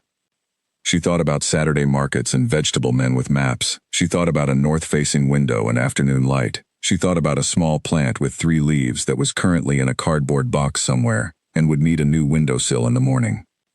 She thought about the fact that none of it had been planned. She thought about what it meant to be a planner who had been undone by an unlocked door. I want to ask you something, she said. He waited. The third time you walked past the coffee shop, she said. The one you told me about, the 3 routes in November, the third one, you said it was just a walk. Yes. Where were you going? He looked at her. He had the expression he got when he was deciding how much of the true answer to deliver in how many words. Nowhere, he said. I was walking in the direction of the street the coffee shop was on. That was all I had decided. She looked at him. I had decided to walk past it again, he said. Beyond that, I had not decided anything. I am a thorough person, not a bold one. I read everything before I move, but I had been past twice and I was going a third time, and I did not have a plan past being there. She thought about the Saturday morning she had looked up from her notebook and found him standing outside the window with nowhere to be. And then you saw me through the glass, she said. And then I saw you through the glass, he confirmed. And you came in. You had already seen me, he said. There was not a graceful way to continue past. She looked at him across the table. She thought about the specific kind of courage that is not dramatic, not the rushing across a room, not the bold declaration, but the third walk past the coffee shop, the one where you have not decided anything except to be close to the place where the person is. You were not bold, she said. No. You were thorough, she said. You walked past 3 times until the situation resolved itself. That is one way to describe it. Is there a better way? He looked at her. I was going to keep walking past, he said, until I had a reason to stop, or until I had decided that I did not need a reason. She sat back. She looked at the candle. She looked at the restaurant around them, at the ordinary Saturday evening of people eating and talking, and existing in the specific companionship of a good meal. She thought about 4 years of staying in her lane, of making herself fit, of being the reliable, invisible, excellent woman on 14 who handed her work to whoever needed it. She thought about 2 people walking past the same coffee shop until one of them was seen through a window and the other one looked up. She thought about doors. She thought about walking through them. I am glad you stopped, she said. He looked at her across the candlelight. So am I, he said. He said it simply and without decoration, and she believed it completely, because it had the exact weight of a thing that was true. They finished dinner. They walked out into February. The city was dark and cold and brilliantly itself, and they walked side by side in the particular way of people who have stopped counting steps because they have stopped wondering whether the direction is right. She told him about Helen's first question and why it had mattered. He told her about a building in the Eastern portfolio that he had walked through in October, and what he had found there. They talked until they were at her street, and then they stopped, and she stood in the cold air with her key in her hand. Monday, he said. Helen's briefing. Monday, she confirmed. He looked at her. He looked at her the way he had looked at her since the beginning, with the full weight of the attention that he gave to things he found worth attending to. She stood on her own pavement, a woman who had built something real and was going somewhere real, and had beside her a man who had read everything and drawn the correct conclusion, and she thought about how the story had started, with a joke, with a dare, with a door and 7 steps, and a moment that cost her nothing, and became the most significant thing in her year. She reached up. She put her hand against his cheek. Not a dare, not a joke. Just her, choosing, on her own pavement in the cold February dark, with the full information and the completed record. She kissed him. Not on the cheek this time. Real, chosen, hers. The city was outside, the cold was around them. Somewhere in her apartment a cardboard box held a plant with 3 leaves that needed a new windowsill in the morning. She stepped back. She looked at him. He was looking at her the way she had hoped he would look at her, the full unguarded version, the one without the composure overlay, the real face. "Go inside," he said softly. "It is cold." "It is February," she said. "It is supposed to be cold. Mara." "Good night," she said. She turned and went inside. She walked up the stairs to her apartment. She put down her keys. She put the plant on the windowsill, in the new window in the new light of the new space she was building. She sat at the kitchen table. She opened her notebook to a clean page. She wrote, in her careful handwriting, at the top, "The record should reflect the moment." Then below that she wrote the date. Then below that she wrote nothing, because some moments do not need to be described, they only need to be kept. She closed the notebook. She went to bed. Outside, the city was February, cold and clear, doing its indifferent business, moving in all the ways that cities move. Inside, on the windowsill, the plant caught the light from the street and held it in its small green leaves. She slept. She dreamed of nothing in particular, just light, just the city below, just the feeling of a door standing open, and herself, on the threshold, choosing to walk through. She had always been good at that. She was only just beginning.